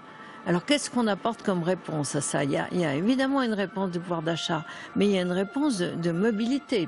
Tout le monde ne peut pas habiter le centre-ville. Et si on travaille en ville, qu'est-ce qu'on fait? Qu'est-ce qu'on a prévu? On voit ça aussi à Paris. Ils croient que Paris est une ville riche, mais il y a beaucoup de gens qui travaillent à Paris, qui habitent en banlieue et qui ont 4 heures de transport par jour. Ça n'a pas changé. C'était le cas déjà. Mais est-ce qu'il n'y a pas une impatience des Français dans cette réponse politique? Est-ce que ce n'est pas un peu démago de dire que après la crise sociale, on peut en moins de 3 mois répondre à tous les problèmes? Benjamin, mais personne ne le croit. Personne ne le croit. Non, personne ne le croit. Mais du coup, on crée quand même beaucoup d'espoir. Et surtout, il y a des situations de précarité qui demandent à être réglées rapidement. On parle de retraités qui touchent 700-900 euros et ça fonde la base aujourd'hui du soutien au mouvement des Gilets jaunes. D'ailleurs, ça peut être un soutien, pas parce que vous êtes dans cette situation que vous n'êtes pas dans cette situation, que vous ne compatissez pas, et donc ça fonde vraiment le soutien. J'aimerais revenir sur cette question de la fracture territoriale. On parle beaucoup de la fracture sociale. Cette question de la fracture territoriale, elle est également essentielle. Et là, on paye le contre-coup d'une décentralisation qui a probablement été très mal faite, en donnant du pouvoir, d'abord et avant tout, à des grandes métropoles régionales qui ont capté les investissements, qui ont asséché. Avant, on avait Paris et le désert français, maintenant on a les métropoles et le désert français. Et du coup, on a désactivé, on a débranché un État qui faisait de l'aménagement du territoire, qui n'en fait plus au profit des régions et qui, du coup, ne peut plus construire cette égalité. Là, il y a un vrai travail à refaire sur le territoire, parce que si on ne le fait pas, on ne règle pas que les problèmes d'inégalité. Et quand on ne règle pas les problèmes d'inégalité. Et quand on a Édouard Philippe hier qui nous dit, le problème du chômage, grosso modo, c'est que les gens, n'acceptent pas tout travail et que, grosso modo, il faut conditionner les allocations, on voit qu'également, c'est plus complexe que ça. Parce que quand vous vivez à 100 km d'une grande métropole, c'est pas que vous n'acceptez pas de travail, c'est qu'il n'y a pas de travail. N'oublions pas que le mouvement est parti sur la taxe carbone sur les automobiles. Et donc, en le reliant à ce problème de fracture territoriale, souvenons-nous d'Emmanuel Macron, je ne sais plus où, disant, au lieu de foutre le bordel, il ferait mieux d'aller chercher du travail. Ben oui, il faut une voiture pour aller chercher du travail à 100 km et il faut mettre de l'essence dedans. Donc, c'est parti aussi là-dessus et je pense que c'est très important parce qu'effectivement, pour les gens, alors on a dit, oui, au départ, il y en a même encore qui disent ça, oui, c'est des beaufs, ils ne pensent qu'automobile, etc., c'est des obsédés de la bagnole. Mais non, c'est pas vrai. C'est pour la plupart des gens, c'est un vrai problème, ça. Et donc, je crois que ça fait partie de la question. Alors, on a un premier chiffre de la mobilisation, toujours un chiffre donné par le ministère de l'Intérieur. 10 200 manifestants comptabilisés à 14 heures dans toute la France, dont 3 000 à Paris. Vincent Lamont, vous êtes toujours au sein de ce cortège parisien. On voit on voit cette image de cette foule qui se dirige dans le calme, sans heurts, vers les Invalides. C'est pas compté, mais... Non, mais pas... Et oui, ça y est, nous y sommes, Marie-Héline, sur cette esplanade des Invalides, le point d'arrivée de ce défilé qui a démarré aux alentours de midi des Champs-Élysées. Nous avons marché plusieurs kilomètres et ça y est, ces gilets jaunes sont ici. Alors maintenant, la question, c'est que va-t-il se passer? On sait que généralement, à la fin des cortèges, à la fin des défilés, la tension possiblement peut se crisper. Là, ces personnes sont en train de marcher vers le pont Alexandre III, que vous voyez juste devant, avec ce grand palais un peu plus loin. Vont-ils chercher à aller plus loin? Vont-ils rester en retrait? Ça, nous allons le voir plus tard. Merci Vincent Lamot avec Adrienne Acco. Bon, 3000 manifestants à Paris sont les chiffres du ministère de l'Intérieur. Je vous voyais tiquer, Françoise Debois. Non, avec sourire, parce qu'encore une fois, on n'est pas des spécialistes du comptage. J'avais le sentiment, moi, mais attention aux images, que déjà le flot qu'on voyait sans discontinuer depuis 10 minutes à l'antenne me donnait l'impression qu'il y avait au moins 1000 ou 2000 personnes déjà. Donc c'est compliqué de compter 3000. On ne va pas discuter, c'est l'histoire des manifs. Il y a toujours... Le problème dans ce mouvement, c'est qu'on n'a aucun chiffre pour contrecarrer le chiffre du ministère de l'Intérieur et nous situer en gros au milieu, on n'y arrive pas. C'est un problème, Denis Jacob, juste sur la mobilisation. C'est un vieux débat. Le comptage, c'est un travail de fourmi, c'est fait par le renseignement territorial en général. Je rappellerai juste que le comptage des manifestants avait fait polémique à une époque et un cabinet indépendant était intervenu et sur une manifestation et le comptage par rapport au ministère de l'Intérieur était sensiblement similaire. Alors je reprécise, je l'ai dit mais je vais le redire, que ce décompte a été fait à 14h. Oui. Entre-temps, voilà évidemment, les manifestants continuent d'affluer, donc peut-être qu'il est en dessous de la réalité. La question qu'on peut se poser très rapidement, c'est comment est-ce qu'on continue à faire vivre ce monde parallèle avec des manifestants le samedi et le dimanche et un débat, Emmanuel Macron et la France qui débat le reste de la semaine. Comment on sort? Moi, j'espère qu'on va sortir avec des décisions audacieuses, etc. Mais si on ne sort pas avec des décisions audacieuses, s'il n'y a pas des décisions de marqueurs très fortes, notamment sur le pouvoir d'achat, je le redis, qui est essentiel, tout sera à recommencer. Et peut-être qu'au fond, la seule solution sage serait déjà d'envisager une dissolution pour relégitimer le gouvernement qui est en place, pour relégitimer la majorité. Finalement, on a des solutions. Donc une dissolution, elle est plutôt écartée par l'exécutif. Vous savez, une dissolution, tout est toujours écarté. C'est comme la taxe carbone. L'enlever était écarté jusqu'au moment où on l'écarte. Alors précisons, pour ceux qui nous regardent et que nous écoutent, là nous sommes en direct sur le boulevard des Invalides. On est là, c'est la tête, c'est la queue du cortège. Et il y a déjà énormément de monde. Donc il y a beaucoup de monde qui sont déjà... C'est pour ça que vous avez raison de préciser que c'est des chiffres à 14h et nous sommes 16h. Voilà, non, ça peut donner quand même une idée de l'ampleur de la mobilisation, même si on n'a pas les chiffres pile à 16h à l'heure où... C'est ce que... Voilà, donc on ne fait pas de mauvais procès au ministère de l'Intérieur. Benjamin Morel. Les médias, c'est un enjeu pour les médias, c'est un enjeu pour les universitaires également. Il y a 2 semaines, je crois, on avait des chiffres qui étaient produits justement par des cabinets qui étaient financés par les médias. Et je trouve qu'il serait sain démocratiquement, que ce soit les universitaires ou les médias, qu'on ait la démarche aujourd'hui de se passer de ces chiffres du ministère de l'Intérieur ou des chiffres des syndicats pour avoir réellement un comptage qui permettrait d'apporter là-dessus une information, parce que de toute façon, quelle que soit la réalité de ces chiffres, je ne les remets pas en cause par principe, mais ils seront de toute façon contestés parce qu'ils ne sont pas indépendants et parce que celui qui les donne est parti au conflit. Mais le cabinet dont vous parlez a également été contesté parce que supposément il serait proche d'Emmanuel Macron, etc. Donc il y a toujours une contestation. Je suis d'accord avec vous. Voilà, c'est compliqué. Merci à vous tous en plateau d'avoir été avec nous, mais vous restez, vous qui nous regardez, vous restez avec nous car on continue évidemment de commenter cette 14e journée de manifestation nationale des Gilets jaunes.